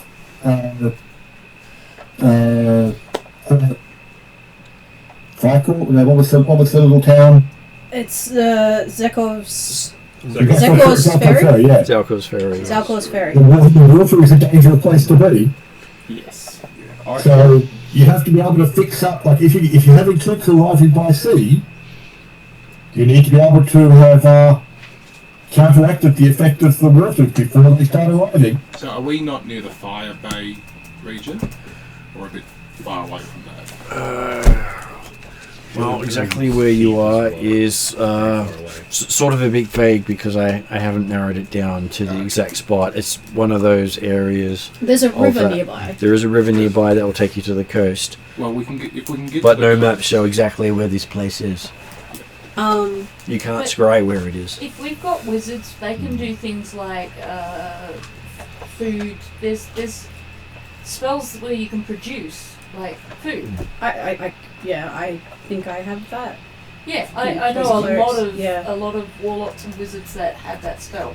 Okay. So we can get them to help with food production outside of the general sort of hunting local wildlife and things. But you don't want to, if you're bringing 25,000 odd people to an area and you try to fish to feed 25,000 people, there's going to be no fish in that river Yeah. very quickly. Well, that's why But we're in also, the ocean. you're talking at the moment. We've talked about 20,000 troops. Yeah, Presumably, you've got to bring quite a bit of extra population yeah, to support those troops. yeah. So So the 20,000 odd troops are there to help you secure the region so you can actually turn it into a settlement. Yeah. one of Exactly. one of the first things I would do is I would want to contact Zelkor's Ferry because I definitely don't want to come across like an invading force. I want to yeah, shh. Don't worry, I'm only bringing a You few don't wanna people come across. a rival invading Yeah. force. They aren't big enough to be a rival. Player talk wise, like I don't want to. I've seen signs of the Asgardian gods Why do here. you do that? I'm just going to duck to the toilet. And the point, it's sort of thing that it's not necessarily Zelkor's Ferry that you've got to talk to. Obviously, there are most people, but who is the powers and governments on the southern continent? Well, that is one of the reasons I want to talk to them. Is I want to get more information. The Yeah. bear, the pig, and the mammoth. Absolutely. I would also probably ask Cetus to either ask Drusilla for some information or invite her to come and talk so we can arrange this without upsetting. Like, I don't want to get on her bad side either. You're already on that bad side. Why do you think I'm here? I want to make her pay her the respect and give her this, negotiate with her rather than come in and try to take over She her knows you're forest. But when it comes to Zelkor's Ferry, depending, there might not be. We haven't seen any sign of a government in the area. We haven't explored that far, but it's not like when we were talking to people at Zelkor's Ferry, they said, you should go to the capital and da-da-da-da-da. Yeah, but they did talk about the fact that they were receiving visitors and trade goods from elsewhere, presumably from the one town in our country that we've never actually explored or find out. Yeah, but as I say, what they've certainly got connections with other civilization on the continent. So one of the first things I'd want to do is talk to the people at Zelkor's Ferry, try to get more information about the country, the government, what exists. It doesn't feel like a pre-existing country the way that Karamikos is, or Traldar or anywhere like that. So, and depending on their answer, either negotiate with the leaders of the area, or talk to the people. Start with the people of Zelkor's Ferry and talk to them about helping to alleviate the dangers and the trials that surround them, and develop trade and try and reduce the Bigos' influence so that the area can thrive and start to. I'm not somebody. Hildren is not somebody who would come in, take the thing by force and go, right, now you're mine, let's go. She'd much rather take the diplomatic way and try to find... The forces are there not to force the people to come under her boot heel. The forces are there to help calm and tame isn't quite the word she would use, but to make the place safer for anybody who... whether they end up in her kingdom or not, anybody who exists in the area. And So, if there is a local government, like a kingdom-level government that claims the territory, then we... actually use it, obviously they don't use it much, but the fact they still potentially claimed it, if they are opposed to your entry... Then we talk to them and we talk about the fact that, either... We persuade them that we are helpful intermediaries, not there to take over their country, and then slowly take over their country. We are taking over. We are there. They don't have to know that. The approach changes as to whether they are followers and minions of the Big O or not. As I said, they don't have to know we're invading. Well, they don't have to kill her. Most an people, when they important turn up aspect, in new which is countries, offer gifts and just sexual needs. Yeah. Well, I did not hear the rest of that sentence. Yeah, no, I'm assuming that's coming with them, and we can deal with that in a bit. And it's not like it's not like they're all going to be male soldiers. Right. Good. It'll be mixed army. Hildren is a fully fledged. She served we're talking the Northern Reaches forces. Every Northern Reaches child gets to a point where they have to serve in the Navy. And we say Navy, but we mean on one of the pirate ships. Right. On one of the raiding ships. So, but I think... The elves have no distinction between male and female, they just don't care. Okay. But just so everyone knows, 2,000 of my soldiers are like 16. So Yeah, that's a lot of hormones. that is a lot of hormones at very young people. So, one of the things I think that... And I am listening to everybody because I don't quite know where to start yet. But one of the things, there are a couple of things that are priorities in my head. Drusilla, getting to know the locals beyond finding where the Mouth of Doom is. I'm probably going to try and talk to Zerchev to see if we can get the Vialian elves here faster, because they can help with supply. They're rangers, they help expand out and they help There might be some druids in They them, might but have we're mostly survival. the foresters. So they might help to develop survival spaces. Mercs, traders are going to be important. So one of the other ways we can work with Zelkor's Ferry is, hey, we can get better trade routes. We can get more supplies to you. We can make it safer around you, and we can get you more stuff. I feel like with 100 people, extra sexual partners for the gene pool might be very important. I feel like you're focusing on the wrong thing. Sorry, it is an important thing, but whatever. Yeah, and then, it's about finding places for... I'm not going to be able to support that many people in the keep. Like, we are going to want... And I'm going to need to start thinking about, okay, so... To start with, the delegation is you guys...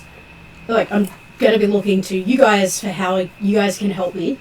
But also, like, I've got my dad, who I'd probably put in charge of starting with the guards, but then the military and stuff. My mum, who'd probably be helping with the more practical aspects of it. And You'd I'm not most saying... likely be settling from their keep all the way to Zelkor's Ferry.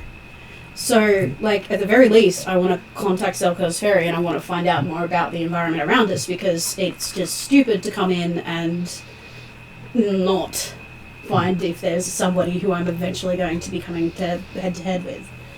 Well, but also, I would think that you've certainly got time for the party to do a lot of the exploration and initial diplomacy, because, as I said, you're not going to get troops down there.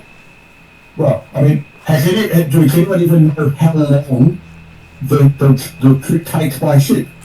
And have they worked out an actual naval route to get to the southern continent? That's some of the things I'm going to be... Question. The naval ship is going from Karamikos to Darrican. Yeah, no, but the point is, we're trying to get forces, we're going to try 20,000 troops down to the southern continent. How are you getting them there? Through the Feywild. The portals.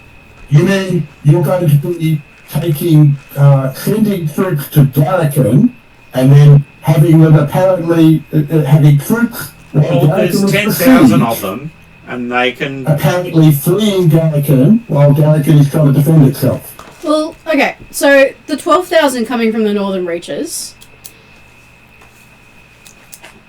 I would probably be, since we're not in audience, I would be taking time to, if I can, talk to, ask Zerchev if there's a contact I can make, or ask my dad if he knows, like, get some information so that I can contact somebody and then organise this. Yeah, that's what I'm saying. To me, it seems that there is certainly time to do it, because initially you've actually got to get someone to actually determine what the naval route is down to the southern continent. Because as far as the players or the characters are aware, effectively no one's done the trip north to south or south to north. And the question is it the gods going to send them? Are they expected to go through the Feywild? Like, what is the process? And that's another thing that I need to... I would be talking to Zerchev to find a contact that I can talk to organise this. Because obviously, certainly some forces could go through the teleportation circle from Quest Creton, but realistically, that's a matter of probably 20 a day type stuff. And pause for a second. Not really effective transport. And pause for a second. Ariadna? Instead of us going in circles for another 20 minutes discussing when they're actually coming and how they're actually coming, why don't we clarify with the GM if we know this information? Because I think he did say something about them coming through the Feywild, and I think he did say a couple of things about how they were coming. So are you happy to just quickly go over what we do know about when they're arriving and how they're arriving? And with the way I would expand on that is, while we didn't get that information in the meeting, like, I would be trying to find contacts initially through Zerchev, trying to ask him, okay, what you're sending me all these people, who am I contacting to organise that? Most likely you would have gotten they're heading towards you. with no timeline. Okay, so we do have no information. They do not. They have not given you a lot of information about how they're getting there, and the people Zerchev is sending. He's sending his way. So, Calcrix or somebody who has the ability, if they've got the ability, Calcrix will do. I think she's got a divination one, which can give her what's going to happen in the next 7 days. She'll cast a spell that basically kind of she's trying to get a general idea of who would be the best person to approach to get that information from, or the alternative is, are we going to have soldiers just magically appear through a portal, and how quickly is that going to happen? I can roll for that if you'd like me to. Now, you'd expect a bunch of them would show up at some point. You're just not sure when or how. Some of them will be coming through Trallon's when he establishes the Fey Gate. Some will be coming through Dimitri's location. And they'll be a lot slower than the ones coming through Trallon's Fey Gate. Yeah. I guess what we're trying to do right now is figure out, role-playing wise, how do we find out that information? And probably not before you've already sorted out all the other things you said you needed to sort out. Okay. Because trying to do everything backwards confuses you far more, and you're trying to go to the end before you get to the start. Well, which is how they're coming hasn't been told to you yet. It depends on your perspective. Knowing when and how they're coming tells me how much time I have to organise. You assume not much time. Okay. So we just go straight to the more practical things. Is that right? That was what I thought you were doing until we went back in circles. Yeah. Okay. Because I was trying to say, because you were talking about talking to Zalkor's Fairy, why didn't we just talk to Zalkor's Fairy instead of talk about talking to Zalkor's Fairy?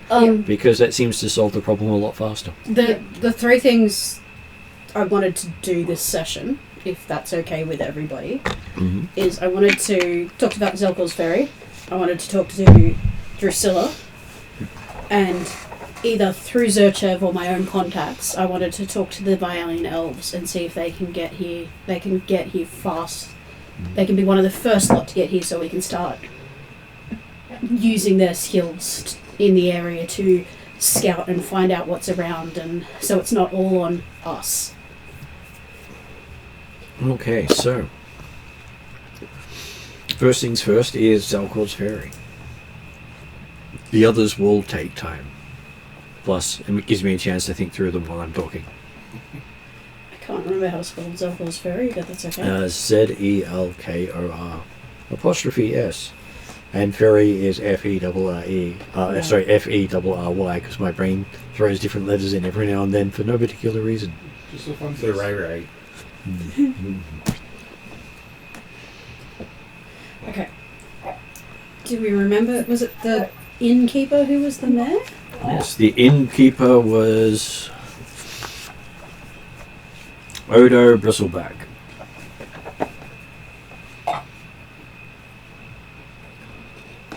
Do you need help? No, I just need to go to the bathroom. Okay. Can't do that for me. I can try, but it's never been successful. I mean, you can just clean it up afterwards. It's usually worse than just walking over. How do they respond to Calcrix appearing? A lot of awe, A lot of awe. because there is a huge dragon. She's also got a name as the White Dragon with the jazz wings and the coffee. In the southern continent? I don't know. Am I going this far? No. Okay. It's beyond your trade routes.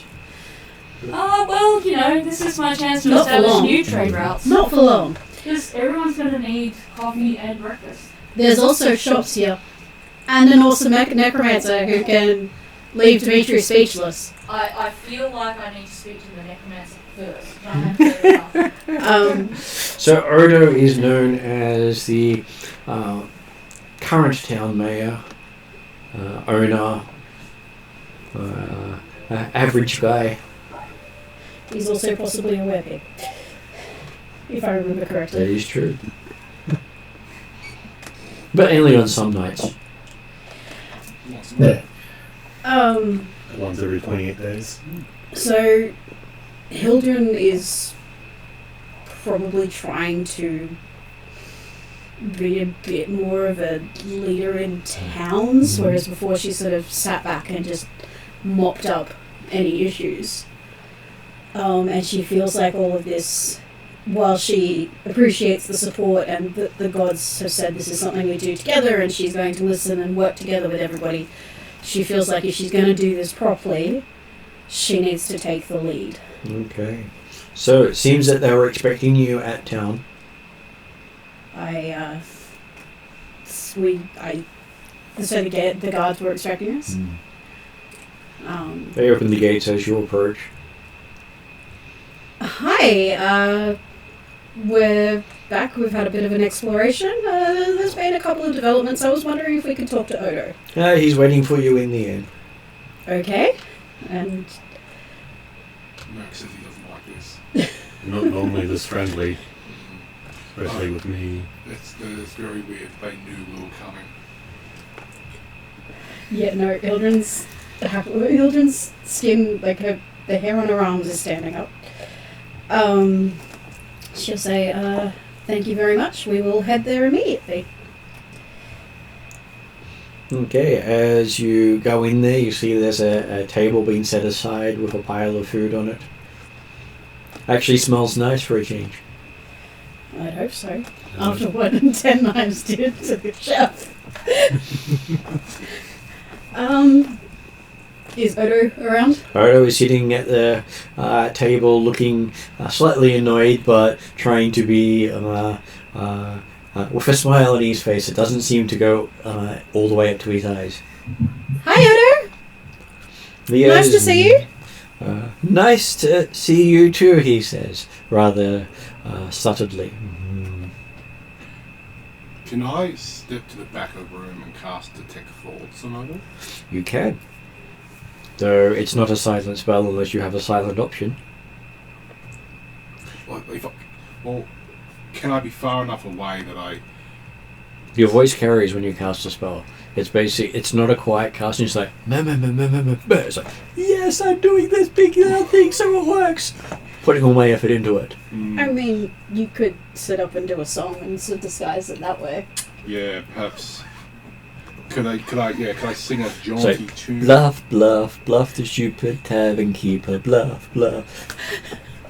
Something like that, yeah. Let me read his mind so we can cheat him. Yeah, not cheating. I don't want to cheat him. Make sure that he's not cheating us. It's okay, I did get that from Order of the Stick. If you ever read the comic, they do that in there. Bluff, bluff the stupid ogre. There's something to get stuck into. And it's literally the part of the party that does it.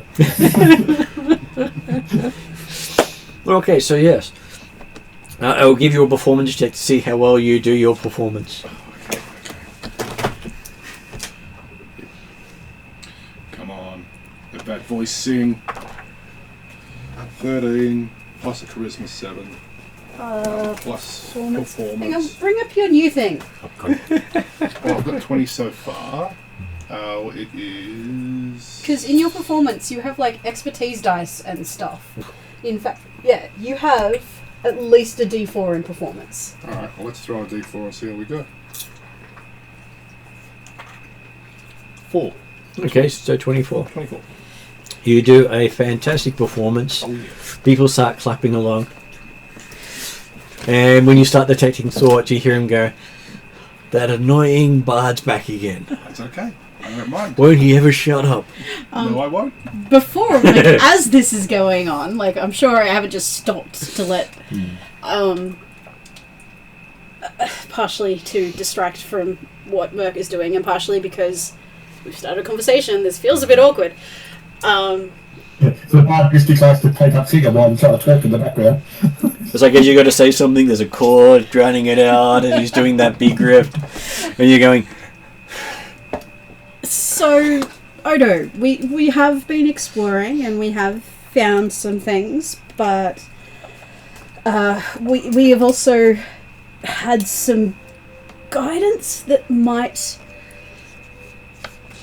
impact your settlement, and to do things in a smooth way, I would like to ask you about the area and a little more about governance and powers and what we could possibly do to help you, because we may be in a position to do that soon. As well, Dalcor's Ferry is pretty much its own little haven in the wilderness, beholden to no one. So is there a kingdom, government, ruler in anywhere around? Some, if you go to the coast and head north and south, you're bound to run into someone. And it says if you follow the river back, way back to its source, I'm sure there's someone back that direction. But to be honest, we don't see anyone who governs the region. Not come ground to collect taxes? He laughs. Who would want to collect taxes here? So this land isn't owned by like some nearby country or something like collect that. taxes from everywhere. That's where they do or can. He says it was probably owned at some point, but no one's cared about it for over 100 years. I think we need to talk to the bear, because he seems to be the only person here who thinks he owns the forest. We'll get there. Maybe he doesn't collect taxes. I'm sure his taxes Corpses. fish. Yeah, taxes. Yeah, taxes. Stray, So, wandering people. Odo, I know this town has had its share of paladins and people coming in and saying they're going to save you, and things not going the way that it was promised. Yeah, most people generally overestimate their reach. And I am very much hoping that I am not going to be one of those people. However, I am a cleric of Zerchev. I don't know if you are aware of... Oh, he's heard of many gods. Just that he doesn't believe in many gods. And that is fine. One of the things I have been tasked to do is to lessen the negative influence in the area and hopefully make it more safe for the people in the area.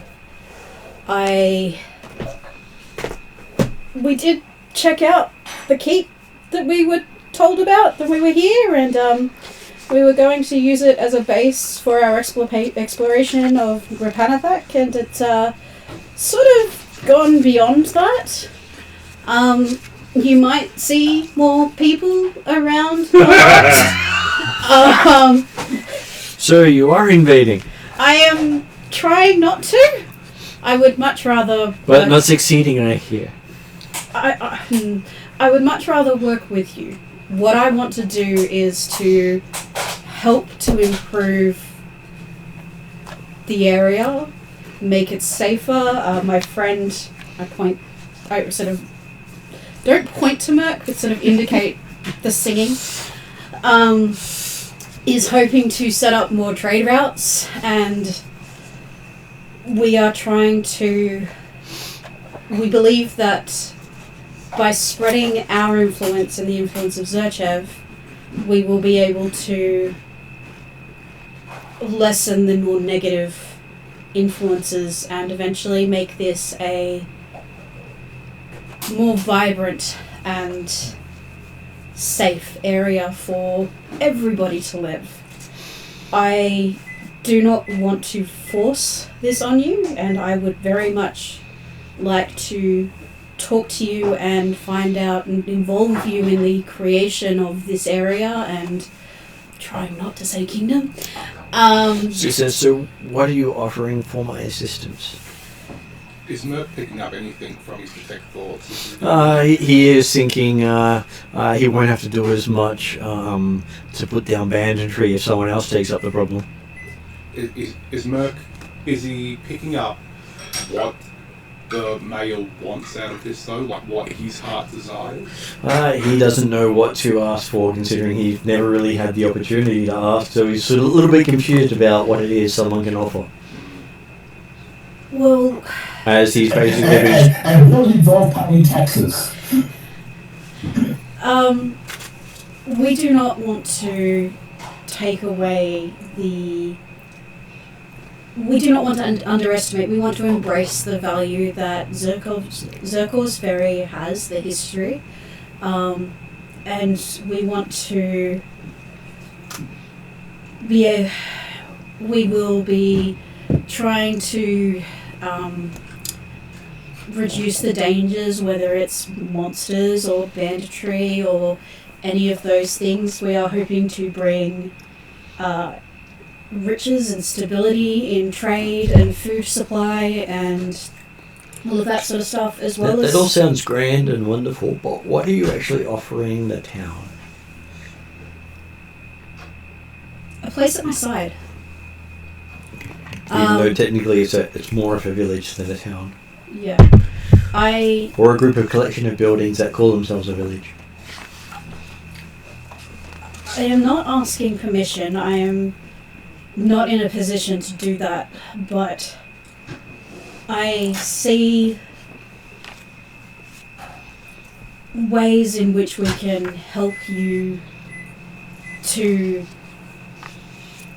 expand and find safety and I'm trying to think of the right words and I can't think of the right words. Noble titles.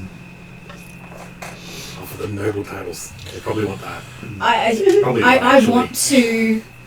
I am reaching out because we will be working to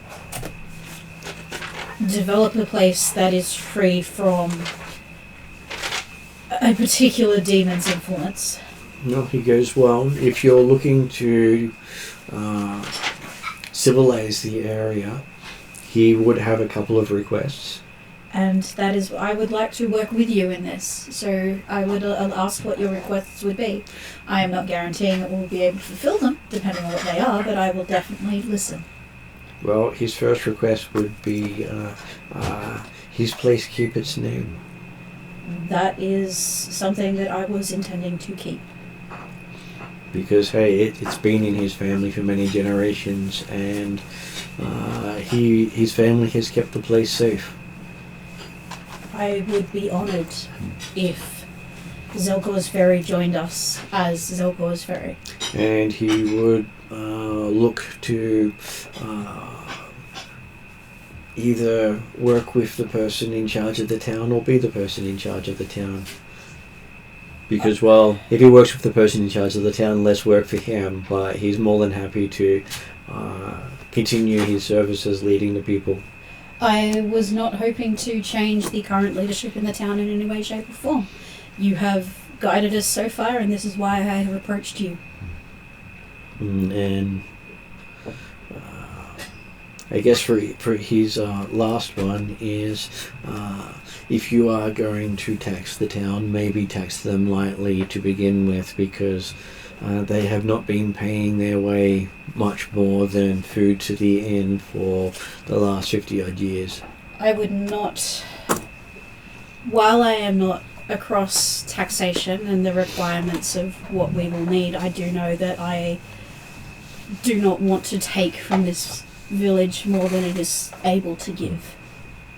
What I am hoping is that we will be able to provide Zelkor's Ferry and help it to expand and grow rather than take. And he does say he has seen what you have done with the keep. That was a bit of a surprise for me as well, but it is hopefully a symbol for what we can bring. If you do that to the town, he'll be shocked. I mean, not exactly, but eventually I would like to improve the conditions in the town if you guys would appreciate it. Mm-hmm. I would like help in understanding and any advice that... I know it is hard, as it's hard to explore the area, it is a dangerous place, but I would like to work with you in our expansion and our exploration, and hopefully we will all benefit from it. Okay, so he, from Merck's perspective, he does seem generally pleased with the outcome, because he is worried about the people of his settlement. And the fact that they survive off the scraps of the surrounding kingdoms. Surrounding kingdom. Well, that's a point. So, we've got a door from Darrakan into the Feywild, And from and two from Karamikos. and the other door from Feywild to the southern continent doesn't necessarily have to be at Zelkor's Ferry. It might well be that it is more practical to have it at the coastline. Or the keep, so it is secured. Last thing you want is Maybe. someone else to come along and blow it up. Yeah. Maybe, but the No. what? The cat tries to cat. buy blankets. Oh. Not you, Martin. Okay. Very on. So yeah, I'm not sure what. I would be happy in the development of... I hate this word. I really don't want to use this word. Kingdom? In the development of this kingdom, yep. To solidify your place. To solidify your place as the head of Zelkor's Ferry, and I would be happy to give you the... I'm so not used to this. I am not a noble. Happy to give you the ranks and titles that may come up that would support you in this placement. Yeah, that depends on how big the place gets, he says. Yeah, no, I'm hoping it doesn't get that big, but I have just been told of who's coming, and I am a little flustered. I will get there, I promise. Says about the only things you haven't dealt with in the region appears to be the Ogress and the Bear King. I've got an ogre friend. Probably not this person, but Did we know the ogress, or is that what he calls Drusilla? It could be what he calls Priscilla. We will hopefully have time to deal with those before things start moving faster than I can control. Things always puts her move hand up faster. to go and speak to the ogress and find out what's going on. It is going to be one of the things that is added to the to-do list fairly quickly. In the meantime, I think that it would be worthwhile for us to work together. I am asking for any information or guidance you can give us in exploring and Well, he says working in the the area. Red Bear, or the Red King as he calls himself in the forest, is just south of your keep. Has been staring at it for quite a long time. Yeah, I think we'll deal with that soon. My friend here, the blue one, And has been the telling Ogress us of about- the Woods goes by the name of Yorgala. Ogress is Yorgala. I'm spelling this wrong, I'm sure, but I will get the correct spelling later. Would you be willing to either accept some people from the keep or even come and visit to discuss things? He would, though he might wait until you've made sure the area in between is a lot safer. I am happy for that. In the meantime, would you mind if some of my family come and visit to learn more and build They connections? are more welcome to come here, even set up temporary structures if they need. I'm sure you'll figure out something a little more permanent down the line. Should we also go talk to that farmer that we saved from the Keeps dungeon? He's still in the keep. Oh no, the farmer. Yeah. Yeah, not the guy we found in Rapanafac, the How first is guy. How The is guy whose kneecaps I broke. how is did Trellin returned a farmer to you? How is he going? Oh, he seems to be happily working his place again. What's he farming? What's his name? Tulips. Maybe. Caprix is Very interested dark. in having So I just I have to look don't his name remember up. if we got a name. We definitely did. We spent like 8 weeks with him. Not that we got to go into the 8 weeks. Said, Yeah, that was it. We Was kind of Mort- saved him and then left him. Mortimer is his name. Mortimer? Yeah, Mortal Mouse. elderly gentleman. Yeah. What does he farm? Okay, so turns out he farms molds, funguses, and mushrooms. He's a mushroom farmer. Don't put him in Please the tell me that. Please tell me that they're for food and not for recreation. Both. Fair enough. And for some people, that recreation is food. I am sure we will visit to check in and see how he is going. My No, you have ex-sister-in-law farms in Mossvale in an abandoned railway tunnel, huge tunnel. Full of mushrooms? Yes, and brings them down to the markets. That's awesome. Look, this has been awkward, and I've been trying to word things correctly because Don't want to make mistakes. no, and I am new to this. But I really just wanted to respect that you guys existed here first. That we could work together well. I wanted to make sure that I wasn't going to be upsetting anyone while fulfilling the I don't like the word quest, but the quest I am on, and the task I've been given. And can we relax now? And can I just talk to you like normal? And So, sure, I thought we were talking normally. You have to say Your Majesty. She's the no, no. Does that mean she's going to marry the king? No. She's already married. I'm already engaged to somebody. That is not happening. Hey, sure. If you're a monarch, I'm sure you can have many paramours, he says. No, I'm good. I'm good. Rune is fine. Shoot your shot. You can do it. She will probably kill you. Don't do it. Look, I appreciated your kindness when we first arrived, and I wanted to make sure that we worked in the best way possible to move forward as peacefully as possible. Well, most of you are less obnoxious than most. I appreciate that. Most of us are. This one, I don't know if you've met him before, but he doesn't seem too bad. He probably comes by frequently to deal with overpopulation of the river creatures. And he drinks like a fish. Yeah, I would believe it. I haven't had a drinking. Gills flare up his neck for a second. Haven't had a drinking contest with you yet. We'll have to get to He that. prefers water.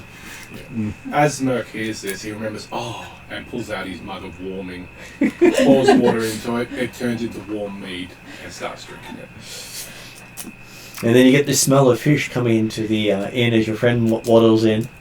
And he goes, "Merc," and walks right up to you and gives you a big hug. I offer him some mead. He more than happily shares your cup. Very good. Who's this friend? His friend is the local ferryman. Okay. So I gather he's And fisherman. He's got way too many friends down here. His name is Gutmark. Okay. Because, well, he doesn't have a nice name. Because he doesn't look nice. He was described to us as old tree stumps have looked better. Yeah. Oh, that's not a good description. Can you, this ferry area, you said it's got shops and things? Mm-hmm. I do want to visit the blacksmith at some What point. kind of shops and things? Okay, there is a blacksmith, a stable, a barracks, a trading post, a necromancer, a gem cutter, and the ferry itself. How big is the trading post? think there's about 100 people or so. We bought pottery from here, didn't we? From the trading post? We bought pottery from the blacksmith. Okay, so trading The trading post. is- It was his wife's pottery, but we bought it from the trading post. Oh, so the trading post is... you could probably fit inside the trading post, but the trading post wouldn't survive. As it is only 15 feet wide and about 15 feet long. I want to visit the blacksmith and the barracks. I would suggest that Merc probably wants to talk to the trading post, the guy, the owner of the trading post and the gem cutter. Gem colour. If we're talking merchant. So if you are going to connections. travel, you might be best traveling together, so you get to roleplay it with the same people. I was going to ask the Sorry? ferry that we're visiting. Mhm. What is that? Just like a shack where? The ferry is something that sits on the water that Okay. moves people about, Okay. hence ferry. Yes, but when you said we're going down to what's his name, ferry, and they've got these houses. Does this Salcor's ferry is a settlement Right. Okay. So that's inside a wall.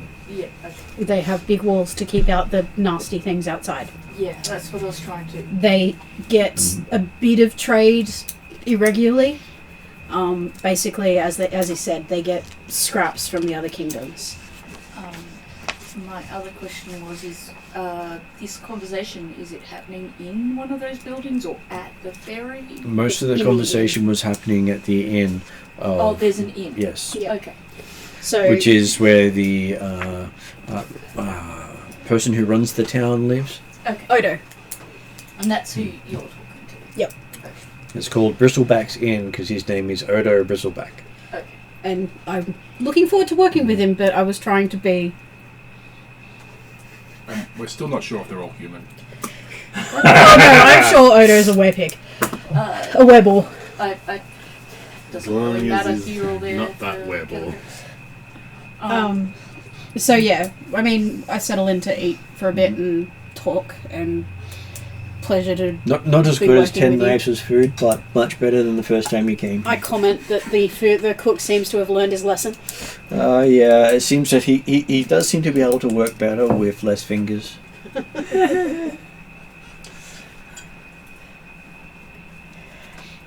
He managed to get down from the wall.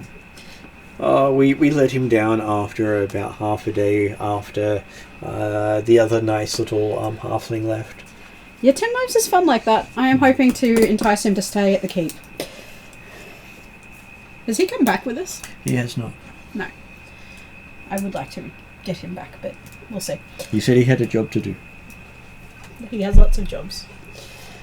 I will contact him at some point and tell him he has an open invitation. Mm. Give him a new knife. I can give him lots of knives. Become 11 knives. I mean, there's a table full of food here. Oh, I also asked, you were expecting us? Yes, we had a few of us had what you would say spiritual enlightenment when you face to face with a god that talks at you and you're going, sure, okay, how do I answer without getting smoked? Be polite, be polite. Oh crap, he's reading my mind. Oh. That's usually how it went. Any idea which particular god? Well, there was this wolf looking down at me and it was like, well, terrifying. So I went, well, whatever wolf wants, I'll give to the wolf. That sounds like Zerchev. I'm sure he wasn't intending to be as scary. He seemed to enjoy it completely. He is generally a very kind... Which was really deity? interesting. We were saying, here, piggy, piggy. Yes, he has a sense of humour that sometimes doesn't mesh as well with people as he believes. But my experience with Zerchev has been very positive, and he, as far in my understanding and my experience, he means well, and he would like us to help. Well, many gods had forsaken this region, so it's nice to see some of them seem to be willing to come back. It is apparently my job in life to bring him back. And I would very much appreciate I assure you that you will not be removed from discussions of how we will proceed. Well, he's more than happy to help where he can. I just didn't want you to feel like we were coming in and just taking over. I wanted you to feel like you had a place at the table. Though he has also talked to Drusilla, he says, looking towards Cetus. Yes, how's Drusilla going? Last time we saw her, she was spitting firebugs at us. Well, she was very annoyed that she got a visitation from a god who looked like a dog. You just haven't been a fan of those. I think her son-in-law might help me a bit in talking to Drusilla, but she will also be one that I do not want to start off on a bad footing with. Apparently for her, the dog was a puppy that looked so adorable that she just couldn't say no. Yeah, that sounds like him. So, I get the growly wolf, she gets the adorable puppy. I really feel like there is some sort of, hidden message here. Yeah, I think it's more that he knows how to play on a girl's weakness. And I will have a chat with him and tell him that maybe he shouldn't be so aggressive with some of our neighbours. Sure has always had a weak spot for small, fragile things. Is that why? Yes. Okay. You all saw him as a twig. Yes, I would definitely say fragile. I think I used the word squishy. Do you mind if we go and talk to the others in the town? I know that some of my friends would love to visit. He says he's sure you're welcome to go ahead. They've all been told to be on their better behaviour. I wish that I would very much like for people to just be themselves, but we will get there. Well, they were told to behave by a god, so hey, behave they shall. And I've been told to do this by a god, so I will do it. I haven't been told anything. I'm just here. I tell you a lot of things, Cetus. And I'm sure your wife and mother-in-law do too. It's up to you to find out more. Yeah, they like dropping me from the sky and telling me to make sure you don't mess anything up. We will be talking to your mother-in-law soon, hopefully. Should probably deal with the bear first. He's been eyeing up your keep. Okay, so you're I gonna don't go. have any problems with him. What? No, you're obsessed with him. So you're gonna go to the blacksmith first. I've done my major scene. I'm happy to drop in and out with others. Who did people wish to go see first? I don't have anything. Did Calcris want to go see any of the people? I was going to talk to the innkeeper, but Would Oh, you you're like to welcome to speak to talk the to it would be innkeeper? a one-on-one conversation, so I decided not to interrupt. You're welcome to talk to Odo. Right? Like, I didn't need it to be a one-on-one. It was just a... See, this was in there with them. At some point, I said It wasn't I'd like to all entirely relax clear. and eat. Every time I asked questions, it was not entirely clear. Sorry. Okay, You are welcome so to talk to Odo. He was probably very... Odo is very wowed by the fact that you're a dragon I and you're gather big. Odo knows Burke. Odo has seen Merc around, and Merc has kissed one of the townsfolk, so he's sure there's some future there. Caltrix would introduce Merc as a merchant and trader, and introduces herself. And Lothario, it seems, he says. Yes, that's also true. So all the men in town better beware. not just the men. I imagine he'll be integral in helping get more supplies and things through here than just scraps. Well, if he's as good as he is with his charm, I'm sure we'll be full of supplies in no time. Caltrix knows to Merc. So, are you as good with your charm as you good with your trading? Better. You have it from the horse's mouth, so to speak. Although he's not. Can you turn into a horse? No. Well, that's disappointing. I got excited for a moment. I can make a comment you right can. now, but it's not If we good, pick it. so I won't. Polymorph. We've got to pick your forms, but yes. One of them could be a horse. Deal with your tax evasion. What I was Look, going the to thing speak your to you system is about doing. was Vicious rumour. Vicious rumour. Merc has imported my coffee before into other places, so he's well skilled at setting up trade works, and I sell coffee and I set up a little coffee shop, usually So, within an inn. what is this thing called coffee? Calcus, would you like me to pull out my? I can make you one. I would love to partake in it. Doesn't make you get drunk. No, but it gives you an entirely different stimulus. It is definitely worth experiencing. Is it hallucinogenic? Not necessarily, but it That can be. mushroom farmer. Well, the local farmer's brewery is very hallucinogenic. It's definitely different. I will take out my coffee set and make coffee for everybody at the table who wants one. And Do you all have to make it from leaning into the room from outside? I would have downsized to fit. In which case, then, fairly easy. And he's looking down going, they can shrink. Yes. Yep, very much so. That's not in the stories. Yeah, there's a lot that's not in the stories, but Calprix is lovely.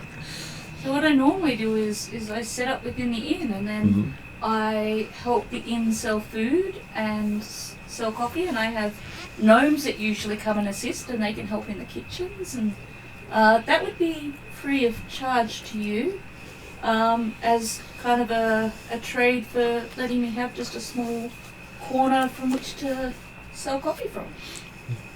I'm sure he can make arrangements.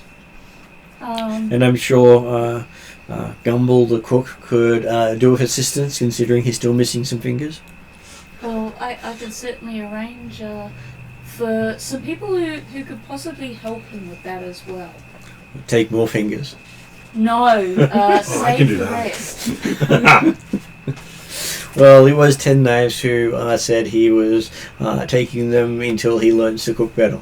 Well, they might help him to cook better even with the missing fingers, and he might get them back. They are very good at cooking. And as I said, Merc would be happy to go over the details of getting supplies in and helping to set up. He says, that sounds fantastic. And he says, does the merchant extraordinaire agree with that assessment? The merchant extraordinaire does, and he would even build on it and say, Odo, what is the most important thing to bring into your town? Life. As in women?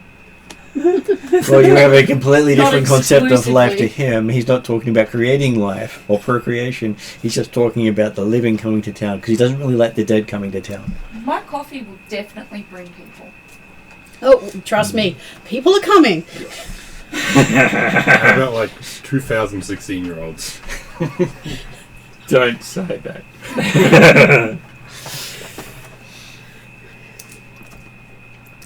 He's sure you'll figure out what to do with them.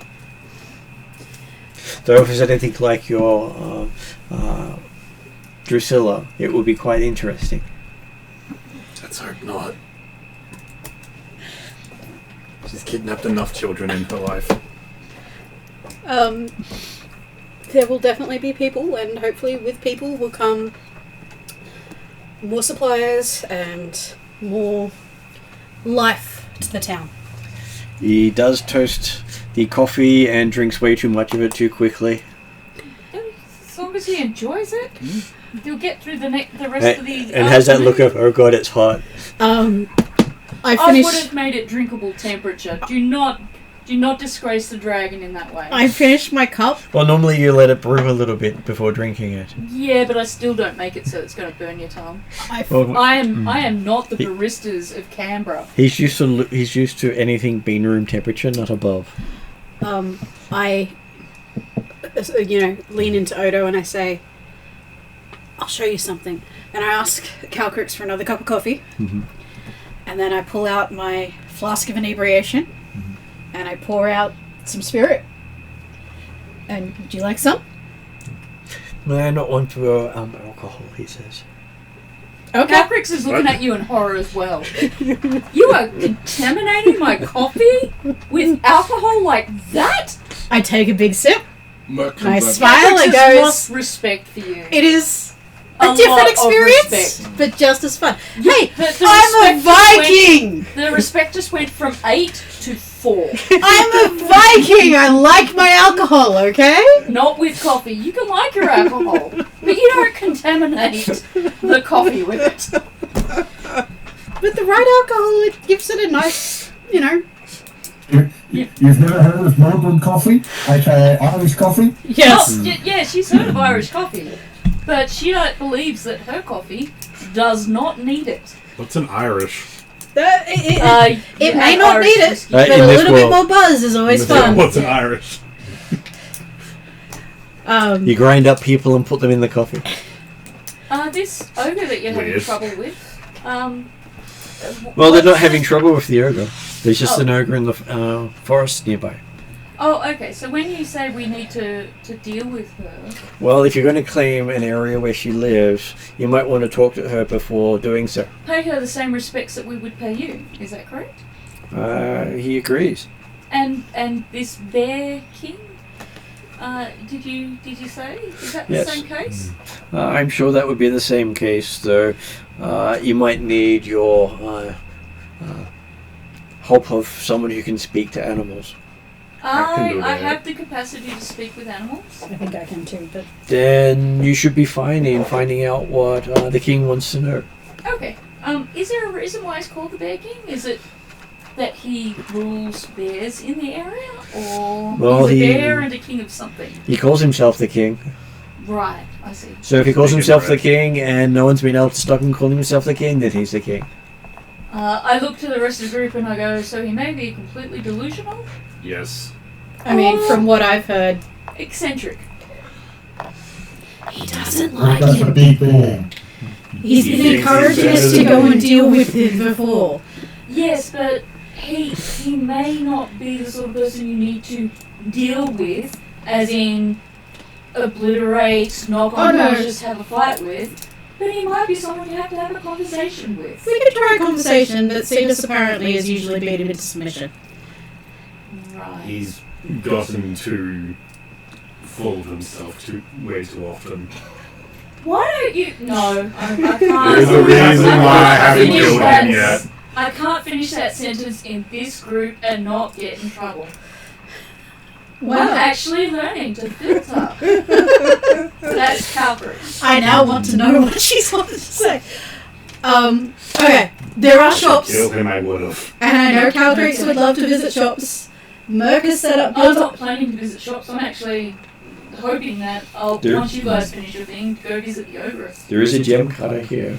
Oh, is there? Yes. a Oh, dwarven well, in gem that cutter. case, I'll Merc probably has go. already had a good chat to the gem cutter. There is a necromancer who gets along fine with Dimitri to the point Dimitri doesn't get I along with do him want to anymore. talk to the necromancer. I take it back. And then there is the trading post. Who sell nice pottery that involves rat blood. And there is the blacksmith, who Merc and I also get along well with. It's probably worthwhile visiting all the villages if we're about to bring 25,000 odd people into the area. I mean, we can do it later if we want to jump, but Well, what did you want? Who did you want to talk to? Did Dimitri wish to talk to any of them? I think talk to the animals in this hammer. He's already talked to everyone. He has. And The only book you would push out, since what we're aiming for now, they say he might confirm with Odo discussion as to what kings are in the neighbouring towns that would be that will need to be informed of a new civilization being developed. he does say that until you reach the long lost coast road, he says, I don't think it's going to matter. And how far away is that? That is about 40 to 50 mile away. To the south or north? To the east. Oh, hang on, okay, so The coast is Oh, to we're on the the east. we're on the west coast, are we?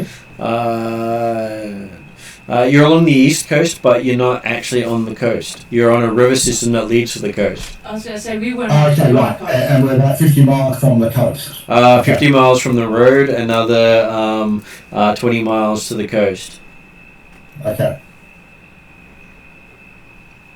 And so, yes, what little trade and imports come in are coming down the river that also that leads to the coast road? Up and down the river to the coast road, and the occasional people who transfer from the coast road to come up the river.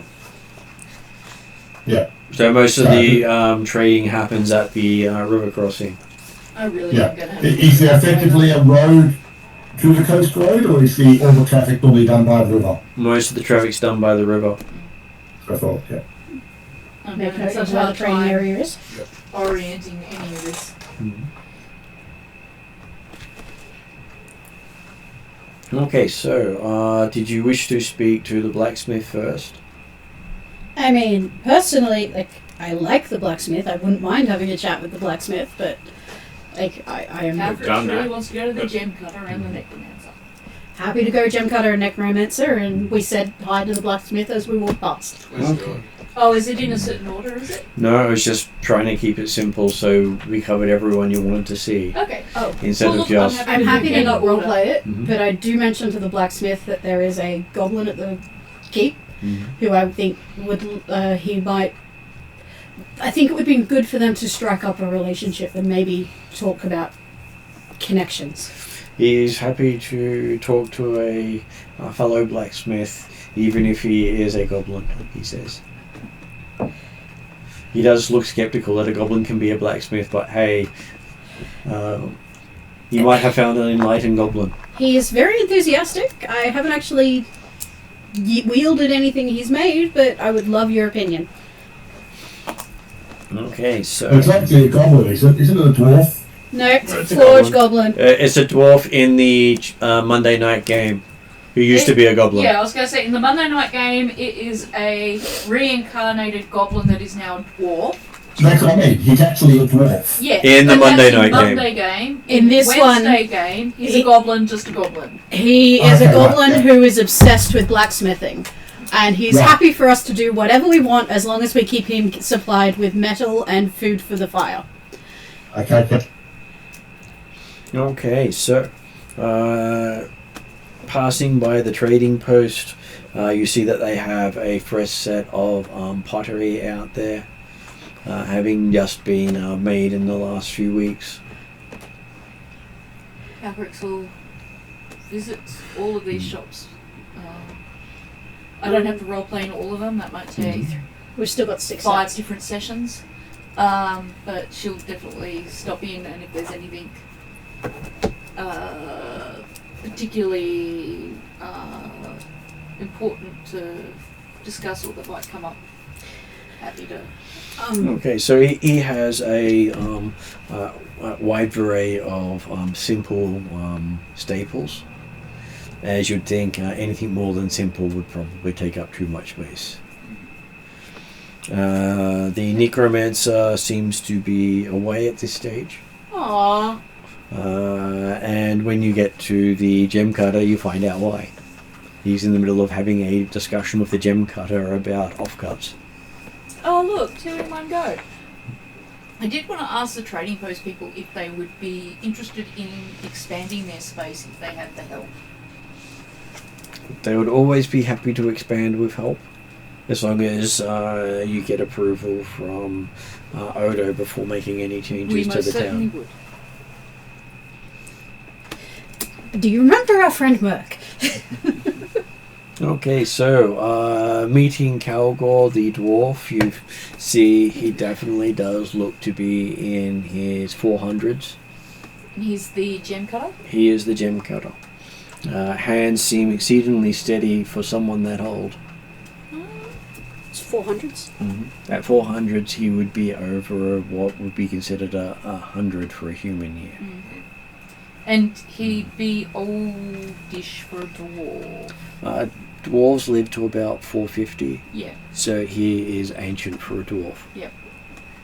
that he's got steady hands and looks, I guess, reasonably healthy. Though he sort of gets really close to people's faces to see them. Calcrix makes sure that she stays really still and lets him get as close as he wants. Because he doesn't seem to be able to focus on anything more than 10 feet away. Okay. She'll like crouch down and make herself really available and small enough to fit in his shop without disrupting anything. He does find your scales interesting with all the carvings and artwork. Elk clan from the Isle of Dread. Lovely children. Some lovely adults that are kind of like children. At least when it comes to drawing. He says, he's so glad that you've managed to make it to his little shop. The fact you brought a dragon here is fantastic, he says. Looking at all the different sparkly scales and symbols on the dragon. Calcrix says, my name is Calcrix. I'm often known as the White Dragon, as I once used to be. I am a gem cutter and a jewel crafter. Ooh, and then he starts looking into Dwarven about tools and crafting, and I will converse with him in Dwarven in return about the equal enthusiasm of the details of cutting gems and carvings. he starts talking about the specialty tools and tricks and trades. And she will probably pull out some of her tools and ask if you've got anything different that she might purchase. Okay, so you hear the dragon and the dwarf geek out about gem cutting while the necromancer's just looking on with that amused look on his face. None of us have actually, aside from Dimitri, Dauphin went with Dimitri to meet the necromancer. None of us have actually met him. So he looks at fellow you speak of. he looks at Hildebrand and goes, "Oh, you're back. You've got more tattoos, I see." Yeah, they keep appearing. Well, when you make promises to God, you gain extra. Let's shall we say markings. Yeah, I'm collecting them apparently. I noticed a 13th of the birds, so we'll see how that goes. And when you run out of skin, I'm not sure where they'll start. No, Your soul. and I am a long-lived race, so I might even get there, but we'll see how we go. And you may even outlive the elves, Maybe. depending on if someone seeks you for sword or not.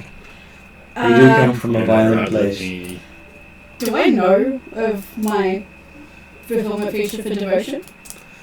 What was that? Do you know? The revive in 24 hours after death. Not fully, because you've not died yet. I have come from a very weapon-loving culture, and yeah, it's part of the way I live, and I am happy to make any sacrifice needed for my ideals and my God. He looks at some of your tattoos closely and goes, "Oh, yeah, you might not want to die too often," he says. Yeah, too often? Yes, each time you die, you lose a year. Okay, I will keep a note of... I can die more than once. I will keep a note of that. I was about to ask how that works with dying of old age. Would you just die, then wake up the next day, die again? Well, once you get to old age, when you die, you don't wake up again. Yeah, no, the devotion fulfillment feature is the only way I can die is old age. And every time you die, old age gets closer. Yeah. Yes. Whereas in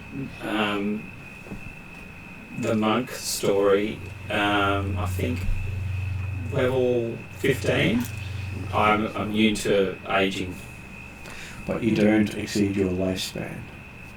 If Stay Trella... young until you So die. if your lifespan reduces, then once you finally reach your lifespan, you don't age, but you just kill over. If Trellin says something along those lines, but in character speak of, as I progress as a monk, I may one day become immune to aging. Calcrix will look at him sort of like, how do you do that? I never want to grow up. I hear you had an interesting conversation with our friend. Oh, it's just gems. Sorry, apologies. No, that's fine. I was talking about the last time the necromancer met Dimitri. Oh, yeah, I wanted to hear about that conversation too. Well, the necromancer who calls himself Olman says, Dimitri who? Calcrix puts her arm around his shoulders and says, "You are my best friend."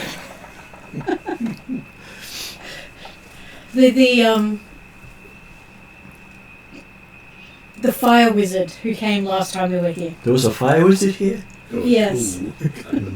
Well, there was a druid and a wizard. Is this a point where we go burn? Can you burn a fire wizard? I'm sure you can with sarcasm. I'm assuming Dimitri's still in the inn at this point. Even if Dimitri was here, I'm pretty sure Dimitri would be immune to this. He would. His level of confidence is that he really doesn't care about the necromancer's opinion of himself.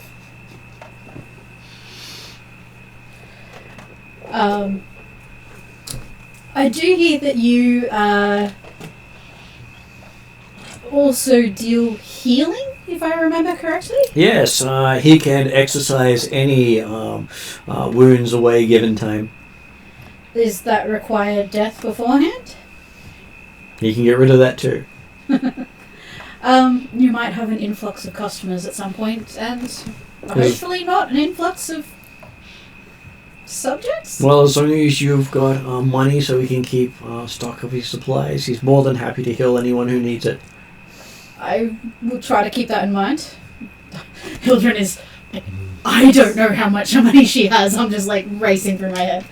Calcrix will ask, is this healing, what kind of a cost does it have on the person who's healed? Like, I understand from... Well, they lose money and they feel very much lighter for it, but I'm sure it helps their soul to spend money on making themselves better. So is it similar that, like, I have a friend I used to travel with who was a necromancer as well, but she was also a cleric.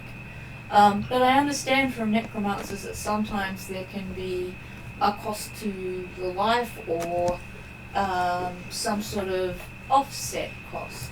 And I was wondering if this is a different kind of healing, or...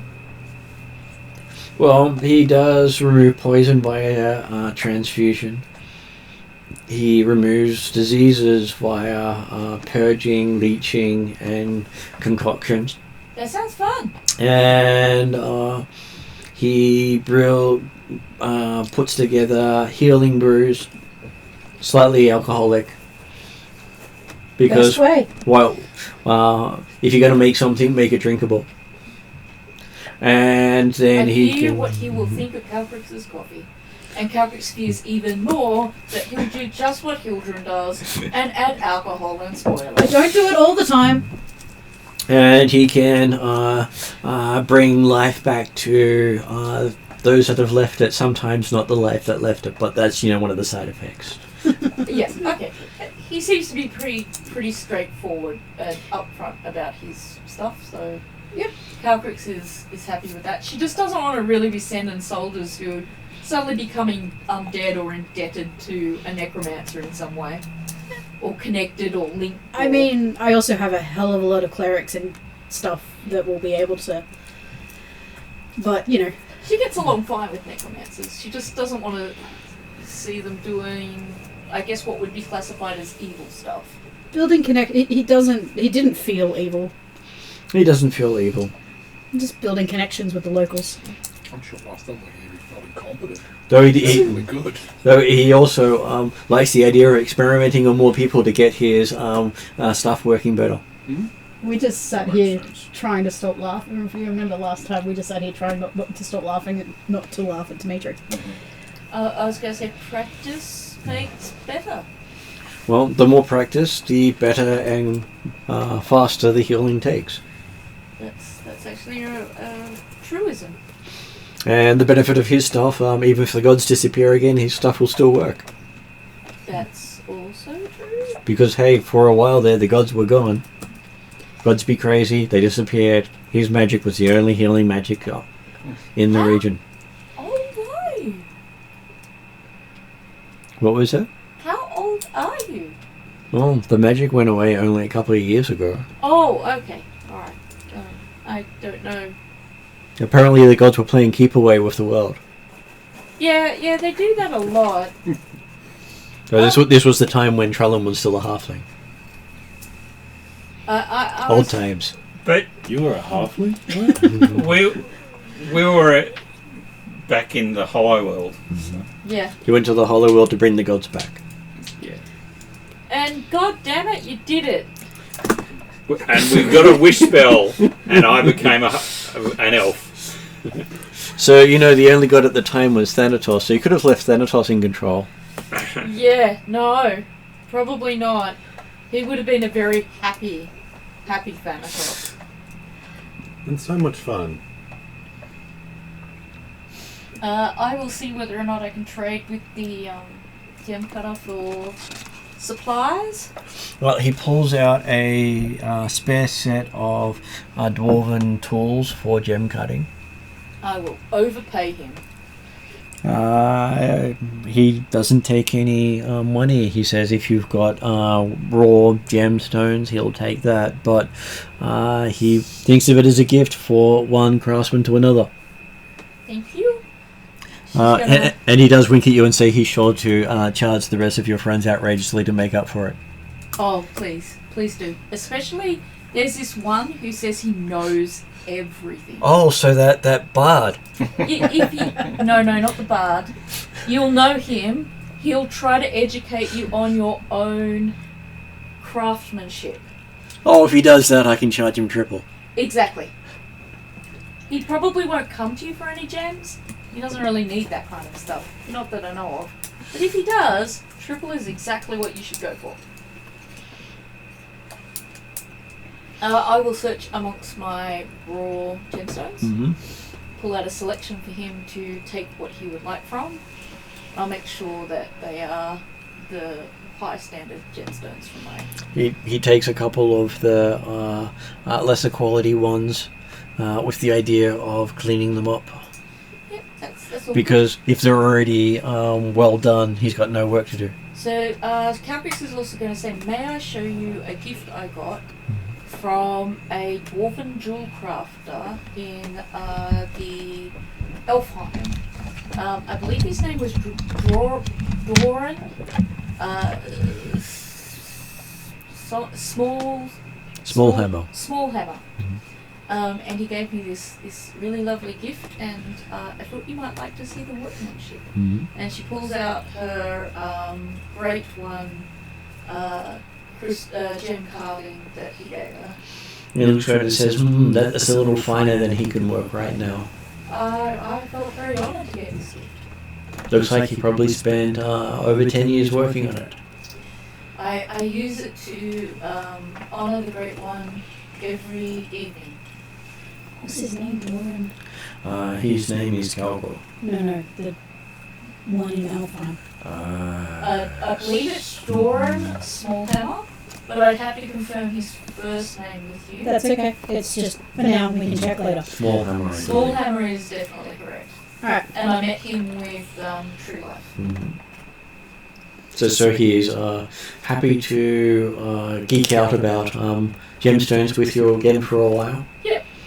Let the others interact if they want. Okay, so you managed to catch up with the people you wanted to in town. Dimitri managed to avoid having too much conversation.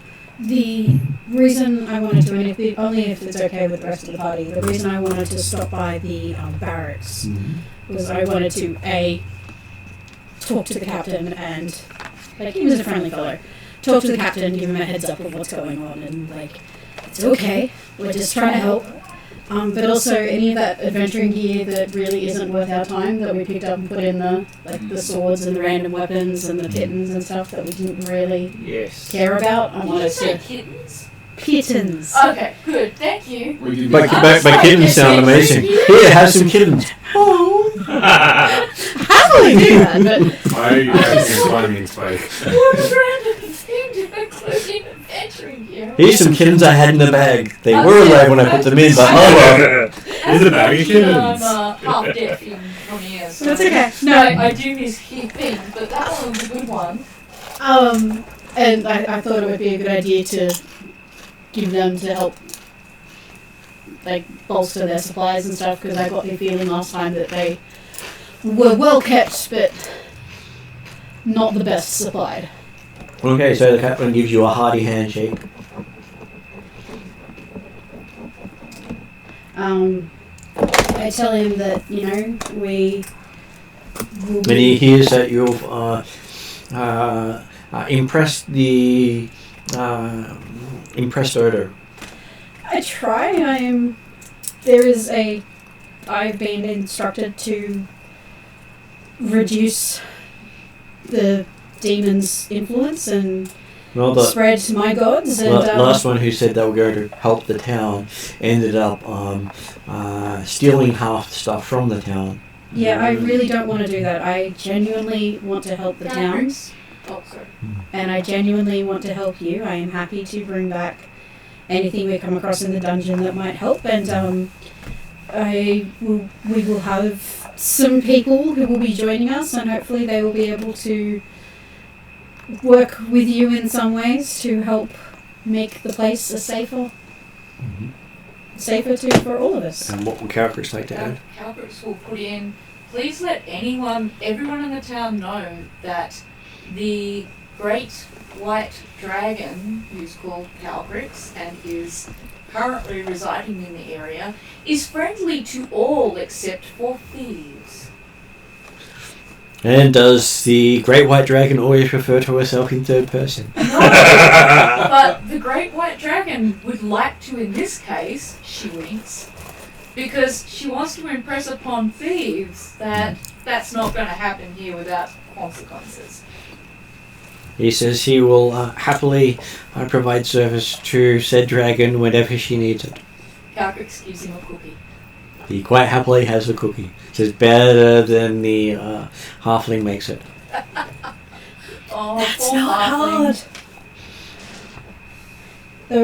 Though he's improved since we were here last time. I really got to get a teleportation circle up and get some gnomes here.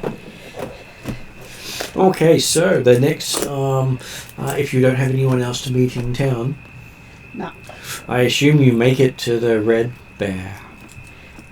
Sure. Cetus is happy. Yep. Okay, so the bear is as big as Calcrix normally is. So the bear is huge sized. Calbricks This is is the why I normal haven't killed him size when yet. they leave to go to the bear, so she's sized up to a large Oh, or huge. I think it's huge. Yeah. And the bear is also huge. Yep. With bright red hair. Yep. So no wonder he's the Fur Red or King. hair? Well, fur/hair. And is he a literal bear? He is a literal bear. Does he walk on all fours or on twos? He can do both, Okay. as all bears can. Is he Well- living in a cave? He sort of lives on top of a mound and becomes the mound. Wherever he digs a slight hole becomes a cave for everyone else. Is Dimitri accompanying us to see the red bear king? Can you come there? Yep. I say you just get Dimitri to talk the bear into sleeping, and problem solved. Trying to figure out if I have speak with animals. I do. I do. I do. Because I Because mean, you're I just can skilled in that talk way. to animals in some form, but I don't think I have speak with animals. I have friends, which works on one non-hostile creature. I can't speak to them. I have tongues. I'm sure you can play a soothing lullaby. Does Dimitri have speak with animals as well? I assume he would. He may not. Does Dimitri have speak with animals? That would be surprising. Or is Jeremy looking through it going, I'm sure I've got it? No, I understand. It's actually one thing is that from Daisy's perspective, depending on what the discussion is when we're heading towards it, if there's any discussion, when we see it, it becomes, yeah, it's a big bear. Okay, if it's molesting or interfering with people, we kill it. If not, we leave it alone. Fair enough. So, I will breach the bear. Okay. If nobody else wants to greet it first. It roars a greeting in return as it does look at the dragon the same size as it and says, are you my queen? Cowcrix, No, Is this this one in is, common this one. or No! This one. Cowcrix responds with, I hope to be your friend. I can communicate through verbal and non-verbal cues with beasts and gain basic information from them, but I don't have speak with animals. So I can sort of follow along, but I don't know. As they're doing this, can I cast comprehend language? You can, Just- but it doesn't translate back. Ah, okay. It specifically needs speak with animal. Much like if someone was talking to a tree, comprehend languages will not tell you what the tree says in return. Before the conversation goes too much longer, Cowcrix will turn to Cetus, who also speak with animals at least, and ask if he'll translate for the non-speak with animals peoples. You probably shouldn't trust me with that. Okay, who else had speak with animals? Trellin. Someone else? Trellin. She will turn to Trellin then and ask if he'll translate as she has this conversation. Yes. Yeah, I knew there was a couple of people who said they had, but I couldn't remember who. Okay. So he's happy as long as you bring him meat. Alright. Cowcrix will reach into her bag that has her eel jerky, finely smoked, and she'll say, would you like to try some smoked eel jerky? He sits down with a thud, making everyone sort of shake a bit. She will proffer a good-sized portion of He happily munches on it. good meat. Seems quite chewy, so he's just happy to just chew and sort of stare at Cetus with that look of, I'm thinking I'm eating you. Num num num num num num num num. Cowcrix might say to Trellin, it's a shame he doesn't need that translated. He doesn't understand that. I've been able to speak with him ever since I've known him, and he's never this calm. I The influence of a huge-sized dragon might have influence over that. Fair enough, he's used to talking to things smaller than him. Yes. Does he, like, is he going to have an issue with the cape, or... Keep pretty. Sparkle. Shine. Not yours. Hers. But Queen? do you just like looking at the keep, or Yes. would you like to live near the... I picked up on that, and I go up and cuff Cetus on the back of his head. Yes, please. We'll see you next week. Bye-bye. Yeah, mate. See you. And we'll see how Trellin deals with the rest of the aftermath. Okay. Thank you. And so yes, you find he doesn't want anything to do with Sparkly. He just likes staring at Sparkly because it sparkles. I like staring at Sparkly too because it sparkles. Cowcrix will pull out one of her larger, just a standard old sort of. It's not an expensive gem. It's just one of the large ones she picked up in a dungeon somewhere, and she says, "Would you like a sparkly of your own?" He looks at it and goes, "No, Okay. not food." No, it's not food, but it does sparkle. Because she will polish it. Yeah, turns to Cetus and go, does Drew want things squished? Not right now. I'm gonna keep this brief. We're gonna be building a city here. Me get squish? No. You get fresh meat. You behave, you can stay near Big Sparkly. If not, you leave. That's a bit of a bargain. But me king may not have to leave. Me squish. You get smaller Big Sparkly as new cave. Cowcrix looks at him and says, you get fresh meat, no squish, or you have to deal with Cowcrix, and she upsizes herself twice. Yeah. Okay. I You're am- definitely queen. No, not that one. This one. This one, Queen. Not queen. Assume Not taking a queen title. Got a different idea. Empress. No. I have Big a boss. Magnificent Mansion as a ritual.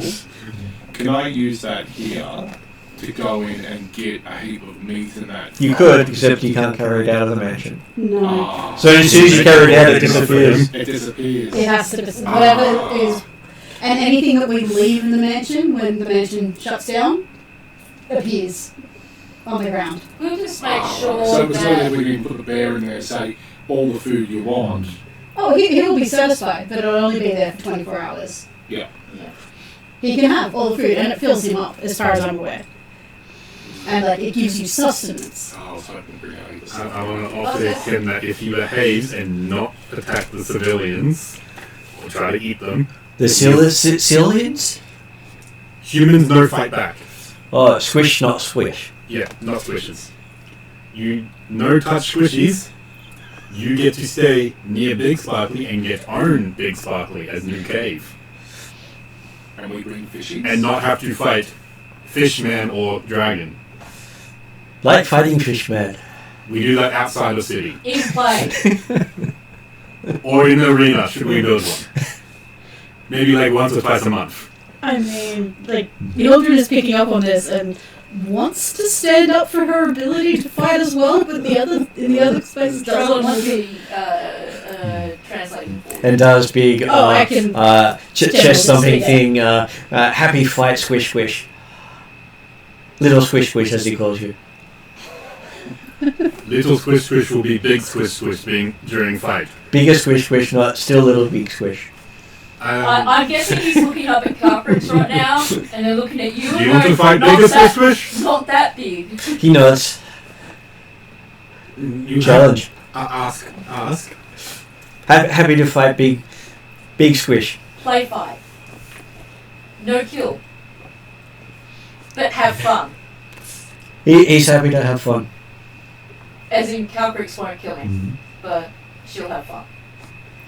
Also, if not kill small squish squishes, like the really tiny squish squishes, they give you scritches and food. Referring to children. Honestly, the children are going to love the fact that there's a giant bear that lives in their Is city. Hildren brave enough to demonstrate what a scritch is? If he is willing to accept one, I have no problem with this. Carpricks will Well, explain. he won't do anything to make the big squish squish him. Would you like? I sort of indicate because I know there's the translation, but I'm trying to communicate as well. I try to indicate.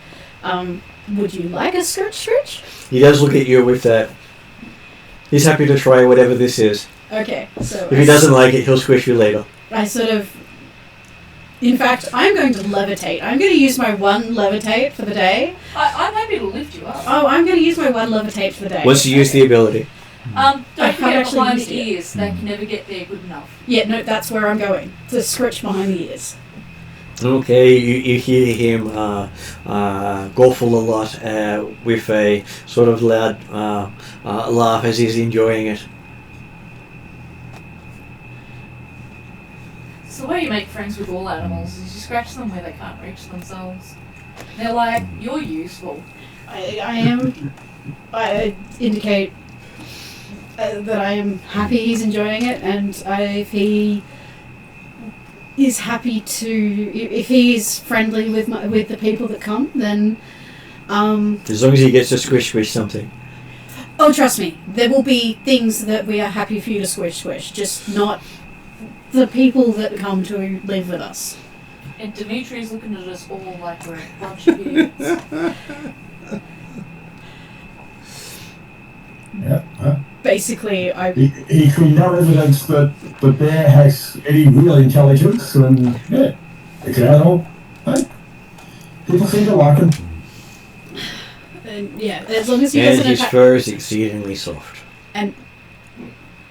children and people, villagers would probably love the fact that there is a giant bear that is around that they can play with. So Just think gentle play. Think oversized polar bear with red fur. Yes. Gentle play. Calcrix is at some point going to ask him if she can brush him down and she's No gonna squish. collect all the fur Gentle play. that comes off because she can use that. Particularly in making toys for the children. He will happily let you do that. Because, hey, you're big squish. And the brush will be nice. I was imagining that I really like him. Yeah, that's a good one. Okay, so you do manage to negotiate with the king of the forest, as he likes to call I'm himself. very tempted to get a beast friend. Like, there's a particular thing where I can make friends with a animal. There's a ranger. I can make friends with somebody, with a creature, and they become my ranger companion. Very tempted right now. Well, we did have a polar bear in the party at one stage. We did. Taran, my hawk, my horse, and a giant bear. Well, when we go back to war in the north, a big squish will be very useful to us. Yes. You want to try and get the bear through a portal? Yeah, put him on a boat. We'll have boats or something. You can just Okay. reduce his size. You can reduce him by twice with one spell. Yeah. He'll fit through a portal. You're You're going to have to And I turn to Cetus and I say, "What are you talking about? He's lovely." bribe him. Yeah. Again, he's not usually this nice and is a bit more aggressive when I tell him to leave. Well, yeah, you're telling him to leave. This is his home. This is That's your true. home. He lives about 50 miles that way. Well, yeah, but like This is what he considers his home now. Yeah, because big animals shiny. have territories. Yes. I'm happy for him to have his territory as long as he doesn't hurt the people. To be fair, Yeah, it that's is the problem shiny. though. Normally he's off hurting people. This is, as I said before, this is the first time he's been calm. And didn't immediately try to kill people on sight. You should have taken a colossal dragon aside with you last time. Do you think I have just those laying around? The best I have is Drusilla and she refuses to leave half the time. Why do you think it's been Lorelei that's dropped me off every time? I think that he could be a great asset to the kingdom. I agree with you there. When he's not trying to kill people. We just I need to make don't sure think he that, is now. we just Yes, need to 'cause make he's sure found that the something better. shiny. That and also, me and Kalkrith kind of promised to fight him like once or twice a month Yeah. Yeah, in an arena. Also, we need to build an arena big enough for us. I mean, And I'm sure we can presumably do keep something. him well fed. Well, I think once we get regular hunts going, we can bring in food. In the meantime, Calcrix is happy to do the hunting required to bring the food that he needs. She could fly out further afield if needed. And you could even use magic to feed him, Oh yeah, we can too. I forgot which about means that. you don't have to kill the local wildlife. Yeah, that's true too. Probably also tell Ten Knives not to kill the bear. I'm sure he's going to be very excited to We'll try chat. and make red bear meat. We'll chat. Yeah, Okay, so you managed to get the bear on your side, and I was going to finish off with you managed to find the ogress in one of the other little forests in the area. There are 5 main forests, one to the south of Thalcor Ferry, one attached to the keep, one with the red bear in it, one with the ogress in it, and one with the mouth of doom in it. So each has their own distinct area. So, So- do we determine which forest is which? You can easily determine which is each. Because I remember that Hildren was particularly concerned with identifying where the Mouth of Doom was. Okay, so the Ogress's woods are completely different to all the other woods you're in. To Hildren, it reminds you of every time you ended up in the Fey Dark by accident. okay. Feels like a Fey Dark wood. So And the one to- near the one attached to the keep is Drusilla's, isn't it? No, all of these are Drusilla's. Yes. Cool. So technically she's the druidess of the entire forest, and the forest is quite large. This is like little pockets of trees. Each pocket is its own little preserve. Alright. Cool. How does Burke perceive the forest? He does find it as the it has that itch that you just can't scratch. How does Matt perceive the ogress? Well, when you finally make it to where the ogress is, she has a stone cottage surrounded with various skulls, Yeah, she's a decorator. I like that. and each of the skulls seems to have glowing eyes that seem to turn and look in your direction. Okay. When we get to that, maybe I'll cast Speak with Dead.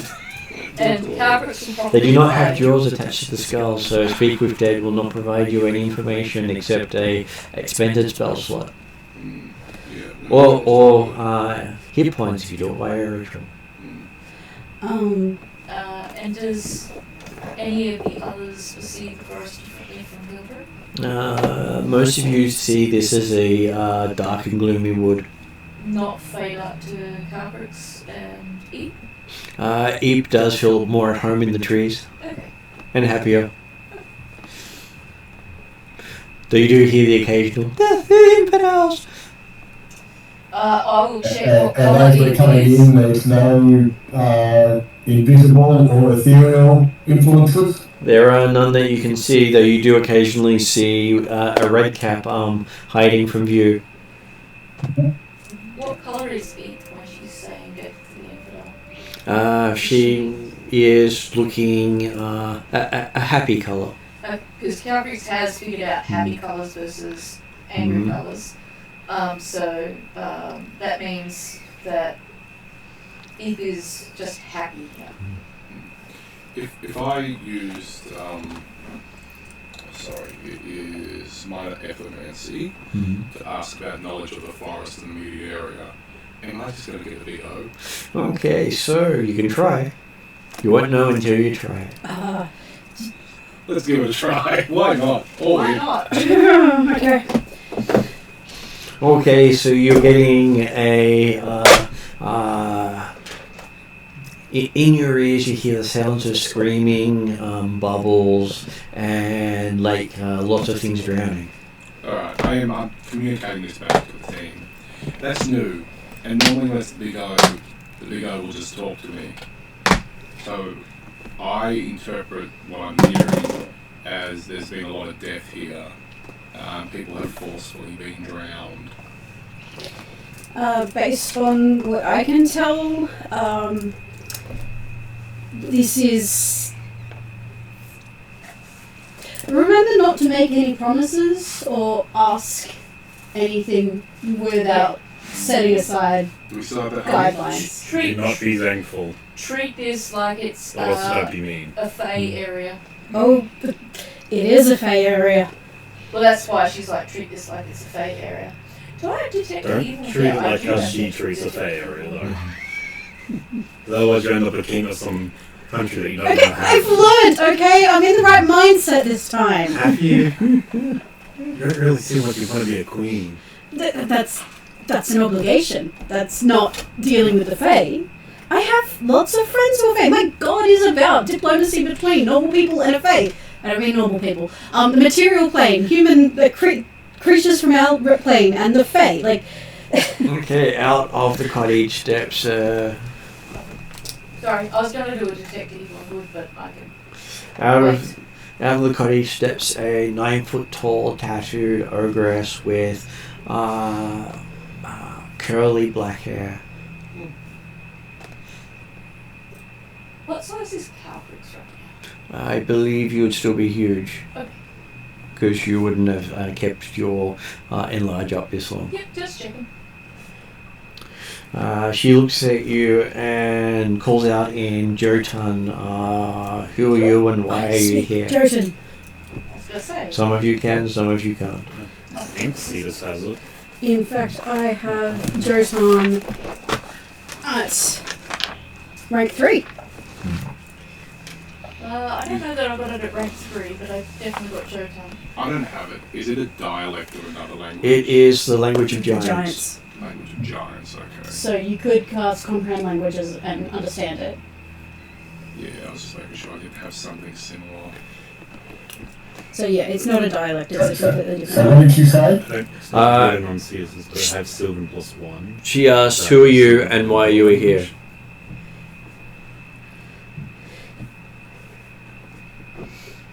Hang on, I'm writing. Calverts will introduce the group so that Rhiannon can write. But I'll just introduce the group and say our purpose here is peaceful. Okay, so you see her gesture off to the side, and you hear the sound of knives being put away. I might add that the bard merchant might be interested in a higher level of peace. I'll cast comprehend languages if I can, please, as a ritual. Okay, so you cast it as a ritual. Take you about 10 minutes to get it off. Or a action if you've already prepared it. He does. I've always got it prepared, I think. Then you can cast it as a prepared instead of a ritual, Yeah. which means it doesn't uses a spell slot instead of hit points. Instead of hit points. And it becomes an instant start instead of a slower one. Alright, well I'll cast it as an action then. Then yes, you can say, you can hear the ogress say, so what piece is this merc wanting? I'd like to seduce the ogress. Okay, give me a charm roll with disadvantage because you're not her type.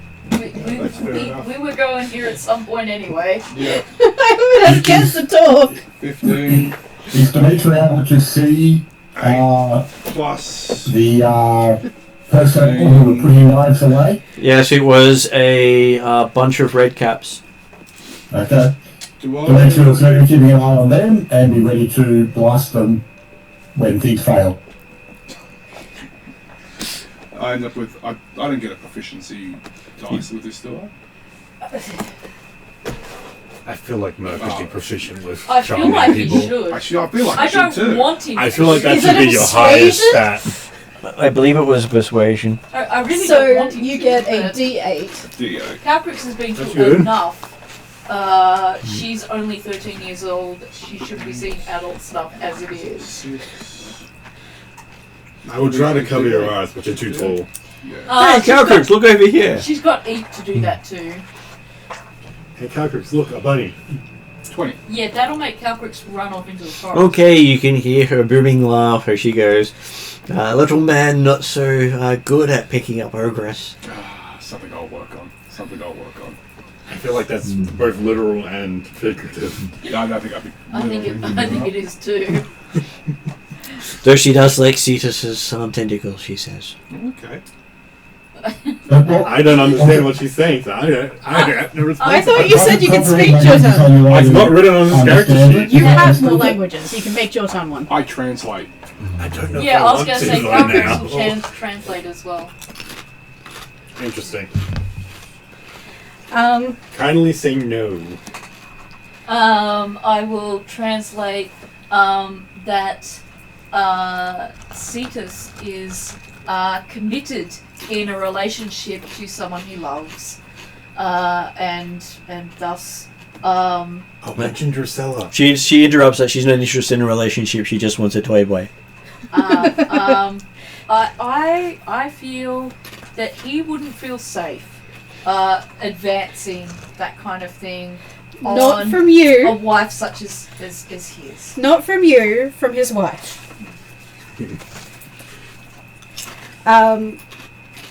Does the fact that I speak Jotun native, like a native? You can understand. Yeah, no, but does it change the way she's... Like, I've obviously taken time to study and learn it. And She does speak probably better than their hill giants would. Better than the trolls. Good. But not as well as some of the... Like the cloud giants, Yeah. maybe. we are contacting the people around the area as... You want a prophecy told? No, I'm good on that, and I should have asked for a vision. Calcrix but- says yes already. Just bring me someone you don't like, I'll cook them up, and once you eat them you'll see a future that they were trying to change. Calcrix looks crestfallen now. What's she saying? She just told me how she tells prophecies, and that requires a sacrifice of a sentient being, and I don't sacrifice sentient beings, so I don't get a prophecy. I really miss my friend Proshka, and he's dead of many things. Just, well, if you accidentally kill them, that will still count. You don't have to do it intentionally. She does like to do that. She does kill people. She just doesn't know how. Just that she gets to keep the skull when you're finished. That's all the skulls. There's people that she'd happily bring. But You happy to eat sentient beings? no, not really. Oh yeah, no, she'd have to eat them afterwards, so that's still not on board. And as soon as Calcrix processes the whole thing, she's like, oh, I kill people on the battlefield. I guess, when I kill them, I could bring them, and she's like, but then I'd have to. You don't get a prophecy of your prophecy. You get what they were trying to live. What they were trying to do. What they were trying to do. But what they would have done if you had to let them live. Yeah, no, that's not the kind of prophecy she would have. She likes things like that. So eventually, talking in Jojo, we'll talk to Hildra. So She says she's named Yorgala. and let's say after discussion about the prophecies, we'll be talking to Hildra. So, are you happy to have someone within your kingdom, or as a member of your kingdom, to eat people? I mean, they're Fae. It's a different culture. Just because it's Fae Dark doesn't mean that they're bad people. They're as long as there are restrictions and that they're not trying to kill innocents, it's not a problem with me. Well, if you don't bring the person you wish to be eaten, then she doesn't seek any herself. You might have noticed from my friend here saying my kingdom, we are talking to the people of note in the area as I have been tasked by Zerchev with building a kingdom in his name. I do not want this to be a job that requires massive amount of conflict, and I want to show respect to the people in the area. No, Zerchev, she says, she knows him well. I'm sure that he wouldn't mind her keeping her little mystic shop in the woods. I don't have a problem with it either. Zerchev is a man who appreciates the cohabitation and discussion, and I can't think of the right word. Coexistence. Well, not even coexistence, like the relations and connections between the Fae and those of other worlds. Whether it is big fancy words, just say it. Fae Dark or Symbiotic. Well, she does say that if any who enter the forest with ill intent towards those inside will not leave it again. I would say the same for my king. I have no problem with this, and I just wanted to check in with you to see if you have any requests or misgivings, or if you would have no problem with us doing what we do, and I will make sure that the people who are coming, my people, I'm going to have to get used to this, my people do not disturb you unless they are looking to visit your mystic shop. No risks of that. Oh yeah, that will be fully explained. She's more than happy to have anyone over for dinner. As long as they bring a friend. Well, she doesn't really want them to bring a friend because that's just disturbing. True. Maybe an enemy. An enemy is more preferable, she says. Can we just have just like not eating people, but eating non-people dinner? Let's eat grandma. You can, but she likes divisions. Yes, I love that. Is there anything that you would like us to do, or anything that we as a kingdom can support you with? Well, she has lived in this place for over 50 years, so she's still happy with it as it is. She has no needs that aren't already being provided for. Our main concern is the demon the devil prince? Demon Prince. Demon Prince, who seems to be spreading his influence in the area. Yeah, she's spoken to him, he's worried. I'd much prefer Zerchev. Yes, the gods be crazy. Yeah, a bit. If you have any concerns or somebody bothers you in a way that... She does speak to Bangini Gullymore as her patron. Bangini. I was going to say, that sounds like a new one.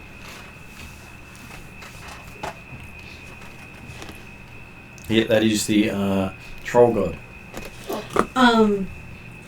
If for any reason, not that I don't think you would be able to take care of it yourself, but if you find people trespassing or bothering you too much, please let me know. I will be talking to my people and hopefully we will be able to be good neighbours. Well, there is a bunch of redcaps that also call the forest home who deal with those with a lead hand.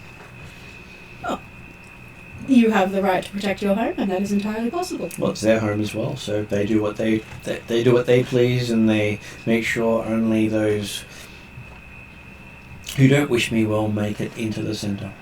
I just hope that I would just ask that that is limited to your forest, and that the people who will be coming and settling are not going to be. Just don't put a wall around her forest and she will be happy. All good. It'll just be a discussion. I am not trying to exclude you. I am just trying to...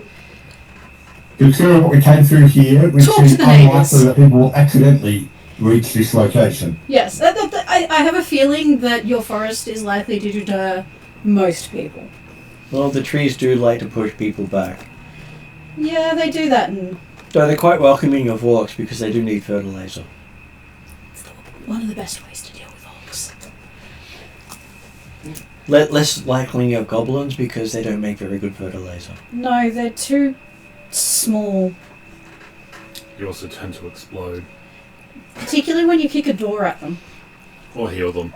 Yeah, we figured that one out. Oh yeah, she curses any goblins she come across. Calgary kind of looks at you and goes, if the goblins explode, don't they just make better fertilizer because they spread themselves? Yeah, but it's goblins that taints things, don't... She says not enough body mass to fertilize well. Far more effort than you get results. Why don't you just get more of them? Is that Calgary the- is right now just thinking about the mechanics of it. She's not thinking about like sentient beings or anything like that. She's just like thinking about fertilizer, and she's like, but surely if they explode, they do some of the work, and if you get like 20 instead of 1, Though she they'll- also offer her services as a magical tattooist.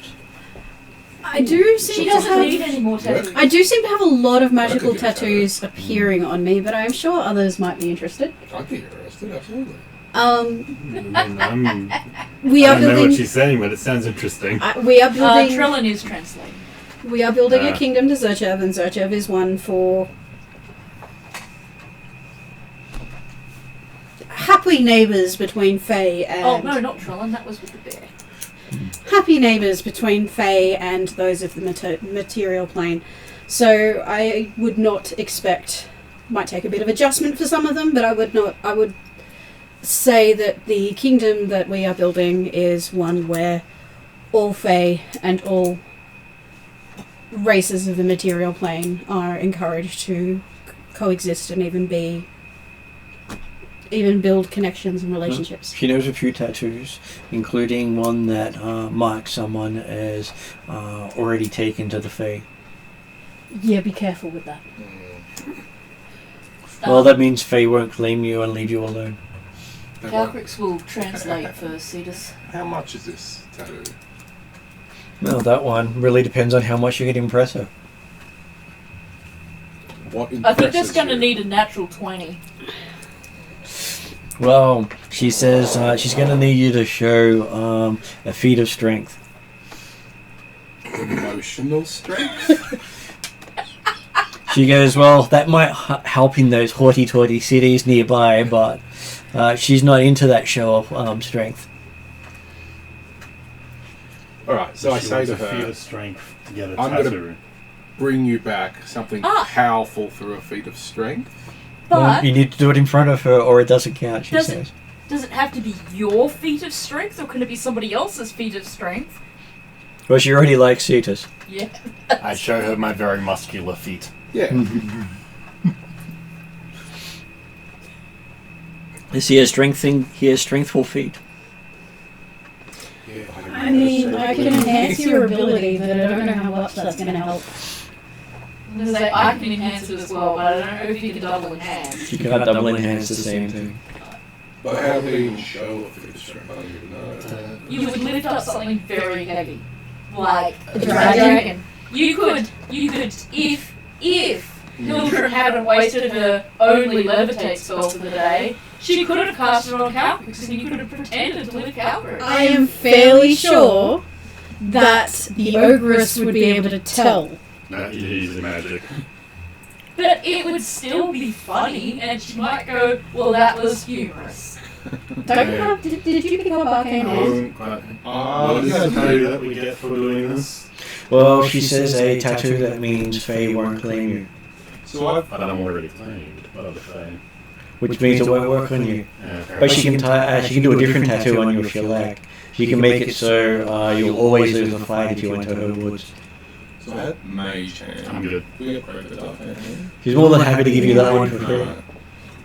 No. So what other tattoos? So there's one that says you've marked. As being claimed to the Fae. Yep. The other one is if you enter her woods, you'll never win a fight. Yeah, let's not go for that one. Do you have any others? That's the one when people say they want to have something written on them instead of writing soup. She writes always lose. Do you have others?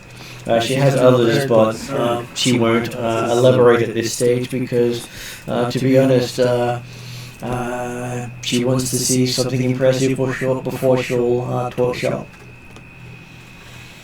Calcrix can pull out her coffee kit and make her a coffee just to impress her. Your special new giant blend? She does have a giant blend. And she does say that Or formidable. she does know how to Formidable. tattoo scales if you ever want scales tattooed. She just wants to offer you a coffee. She happily sits down and has the coffee. She likes giving everybody coffee. If you like, she can give you a coffee season and you can grow your own coffee. She says she doesn't need to grow coffee. She'd rather trade it for you for your company. I'll take that. Coffee for company. It's And always, Calcrix will shake on her. it's always a good thing. I'm sure Calcrix will be in the area. I'm sure she will happily drop by, and I would love to visit sometimes. Calcrix loves talking to different people and learning about their cultures and their things. And you do notice she has a cauldron big enough to fit a person into. Look, she doesn't have to eat with the ogress. She just wants to have a conversation and a coffee. And a large silver mirror with runes all around it.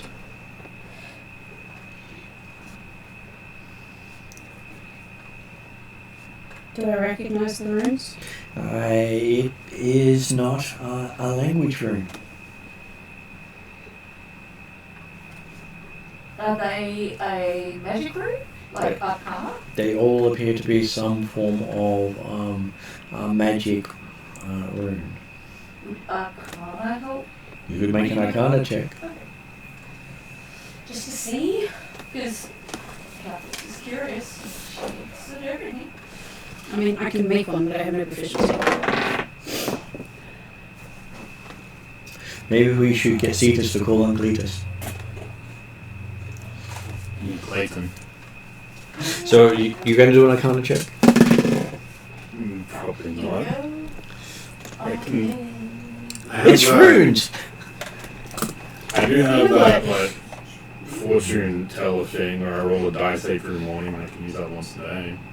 See what I get from it. Oh, it doesn't have my things on here. I'm going to give myself guidance and try to read the runes. Nope. I rolled a 2. I rolled a 13, which I'm not going to use. Caleb says no. Sorry, I think I'm a cheat sheet. The mechanical dragon says 13. You should have plus 11 to it. Yeah, so is that Wisdom or charisma?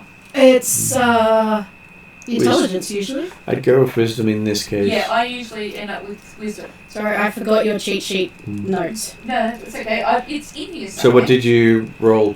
So it will be 28. 28. Okay, so the runes are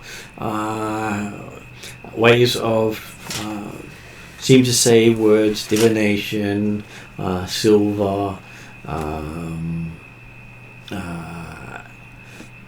human, and a few other different things in there.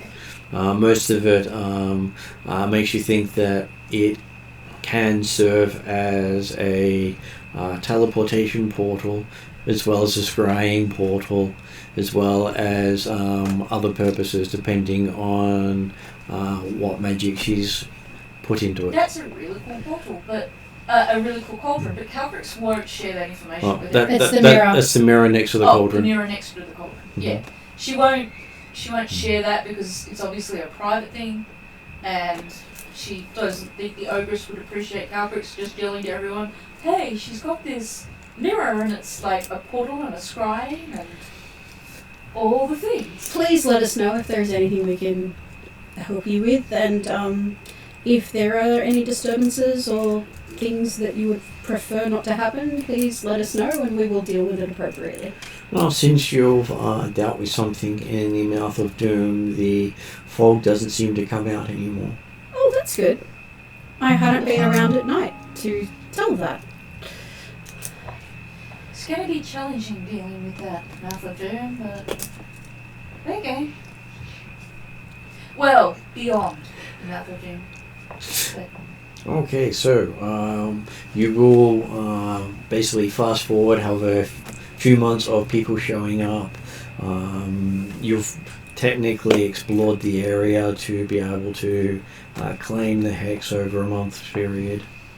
Did I get the violin elves? You did get the violin I was elves. going to say, did our elves show up? They also showed up with a seed, which they plant in the forest behind the keep. And that's going to be their tree? That's going to be where they grow their tree. Oh, does the coffee shop get set up? The coffee shop does get set up in the either in Zalcor's Ferry or near the keep.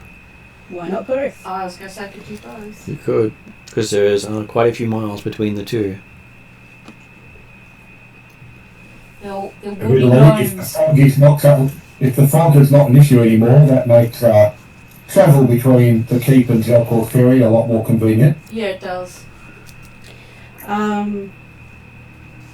Because it is 4 mile to 4.5 miles to Zalcor's Ferry from your keep.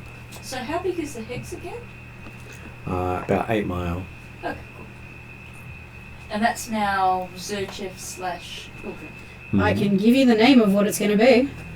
Yeah, that's cool. Got the Um, name sorted out, I'm We sure. talked to Well- Drusilla. not yet, and that's one of the things I was about to say. The stronghold, the keep, is called. Well, the Fae used a name on it. If you want to change the name, you have to talk to them. What did the Fae? They did call it something. They called Okay. it mine. not yours. Castle Calayan. So Calaelen. As it was a Fae keep to begin with. Yeah. Who That would I makes sense. talk to? I think this would be the name of the domain is something you can choose. You can name the domain whatever you like. Just Not the keep. The keep must be Castle Calayan. No, you could try and rename the keep, but there might be more argument on that one. I mean, if it's an important name, I don't mind keeping it. I just had a name picked out.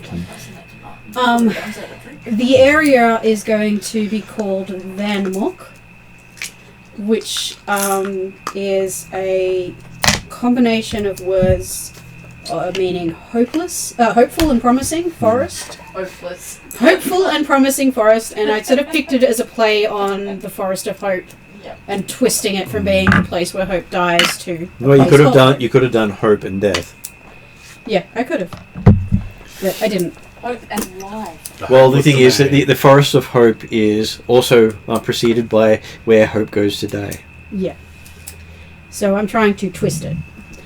And I will think of them whether it's worth fighting for the name of the castle. But I was going to call it Vanta.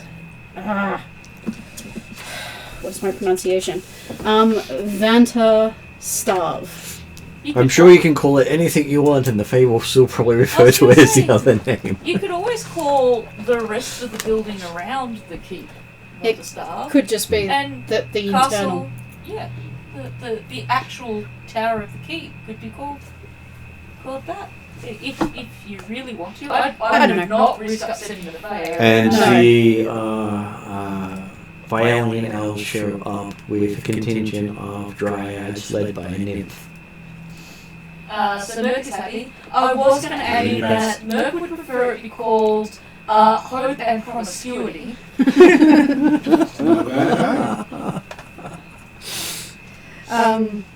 Does Mare show up?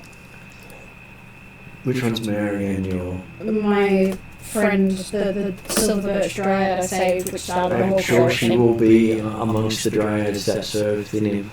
Sweet. So the nymph is the cleric of Zerchev.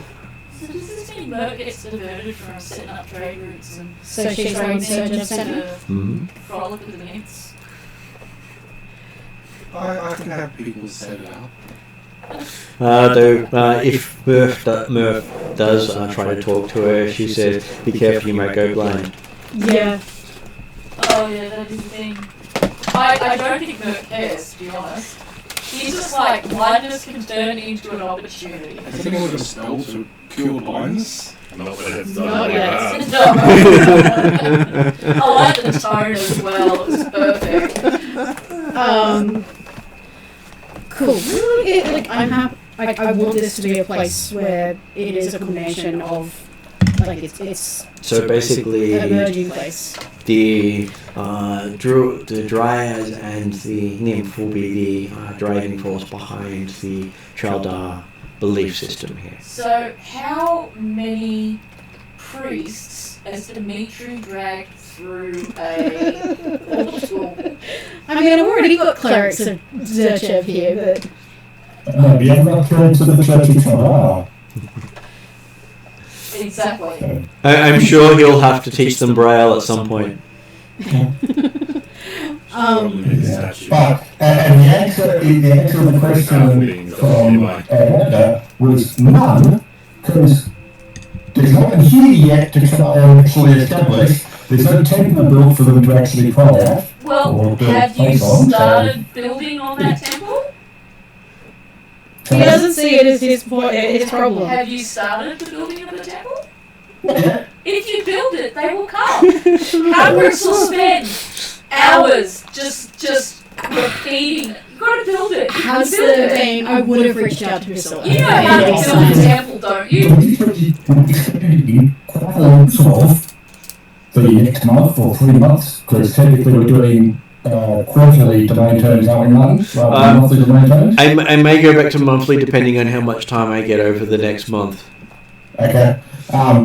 But yeah, Dimitri will be spending significant amount of time back in Karamikos, going through his teleportation circle to Questito to talk to Celestial Canberra and get back to everything happening, but also ensure that the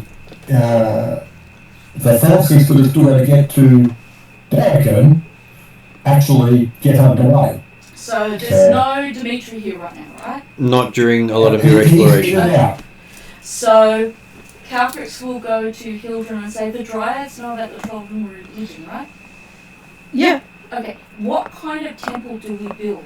I will talk to them. I have never really worked with a Chaldar temple. Give me plans and I will get the temple built. I will They talk to about groves and places of nature with flowers and plants and animals. Calfrix is going to grow a very large tree and turn it into a cross between a temple, a grove, lots of flowers, it's going to look like a Troldaran temple. It's going to be grown out of an actual tree. She's going to chuck a crap load of magic at this. She's got artisans, she's got access to teleportation circles. And the She's going to do her best to make a Troldaran temple that looks like a dryad happy home. well, the dryads are happy to help you because they can help shape trees. This would probably be just outside of the keep, because I have like a fade forest in the keep at the moment, and the wild hunt I think is still there. She was told that the religion has to spend here. Dimitri has gone to do more important duties, which she respects. So she's gonna the Trinity that they spoke to said she needs to help, so she's helping. Yeah, no, the religion, particularly the Zerchev aspect of it, is all like, he wasn't a ranger, he was a wizard, but he's depicted as a hunter and a ranger because that's what he did. And most of his followers are hunters and rangers. Yeah. She's good with that. In her downtime, she'll spend her time forgive the association, Jehovah Witness style, knocking on doors and going, "Have you heard of this religion, Zerchev?" And she's like, I will happily make you a coffee or tea and let you know the details about it. You don't have to do anything about it, but if you decide to, we've just built a temple. Are we having an issue with Drusilla at all? Not yet, because Drusilla is doing a wait-and-see approach. Okay. Oh, she would have gone to Drusilla first. Can I do that? Drusilla is not easy to find. Oh, okay. I would have Mr. poked Cletus. Cetus. Cetus. I'm like, how could you Nope. call these? Nope. Lorelei? You? Somebody? Lorelei's still up in there. American. I don't want to upset your mother-in-law.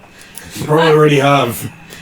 I mean, she hasn't come back as a mammoth and shot firebugs at us again. Calvert Still want to be a mammoth. will do whatever it takes to catch Drusilla's attention in a positive way. And if that means putting herself up to colossal size building and doing the- jazz wings, Building the tree temple would probably be a big way to get a positive result from it. well, in that case, she'll just do that. Yeah. But if Drusilla ends up objecting to Calcrick's door knocking, because, to be honest, no one's given her instructions, Dimitri didn't give her a 50-hour-long lecture before he left, and that's a hole he left. So now she's... I have to admit, Hildren is a bit distracted by going, okay, so I need to delegate. Who am I going to make in charge of this? Well, there are doors of the castle. Look. There's also doors of the farmhouse I don't mean and literal the doors. village. That's what it is. Just The walk up to entire people. population of this hex, aside from the people we're bringing in, might be 50 people. That's fine. Actually, it's about 20. She'll talk to all 20 people, and then she'll talk to all the dryads, even though they're converted already. And then any of the people coming in, like we said, the Vaelian elves are coming. She talks to all of them. Oh, they're already Zerchev, but Well, yes, you're welcome to. That's fine. She's practicing. Should build a statue for Drusilla. I feel like she'd like that. Have you heard of Zerchev? Yes. Would you like to know more? Sure. Could you tell me more? You're turning into Dimitri. I'm assuming they are being very careful about their changing. Like, it just looks like there's 5 times as many as we think there are. For the Violin elves. Violin elves, basically, they set up their entry in the forest on the mountaintop, and you just know they're here because they occasionally show up in town. Yeah. And I know what they do, but, like, for the others, it just... There seems to be more of them than there seem. Well, Cavrix has found where they are, knocked on their door, and gone, "Have you heard about Zerchev? Yes, Do but they that doesn't fight the mean... white Already dragon been yet?" here 3 That times doesn't today. mean that you've I- seen the changing. I feel like that should be up to Martin. It is up to Martin, but I am sure you end up having lots of conversations, and you keep coming back because there's always different people. You've already told me this 3 times. no, they'll happily talk about Zerchev, I think. She's got 2 new coffee places set up, so therefore endless coffee. 24 hours a day. Okay, so the next question is, would you like to add anything before we finish up for the night? Because we are past Way past. 11:30, Yep. Oh, a little later sorry. than intended. But I was trying to, because I was going to save Drusilla for next session because I think Martin would love it. Yes. okay. I'm happy to save Drusilla for the next Oh session. no. I am hopefully going to have a better idea of what. I sort of wanted to come into this with less idea about what's going on because And it was different than Monday. It Yep. was a bit more of a figure things out thing. also like I didn't want to come in saying, oh, and this person's going to be in charge of this because like I've never Hildren seen popcorn like that. Hildren is not Where do you get it from? $10. Where? $10. It's in Fishwick. Oh, okay. It's my Somewhere new I've never favourite been. popcorn. Partially because it comes in a handy box. So how much Okay. salt is my doctor going to tell me I'm in Did you trouble? have anything you wanted to add there, Jeremy, before I go to end credits? No, perfect. Okay.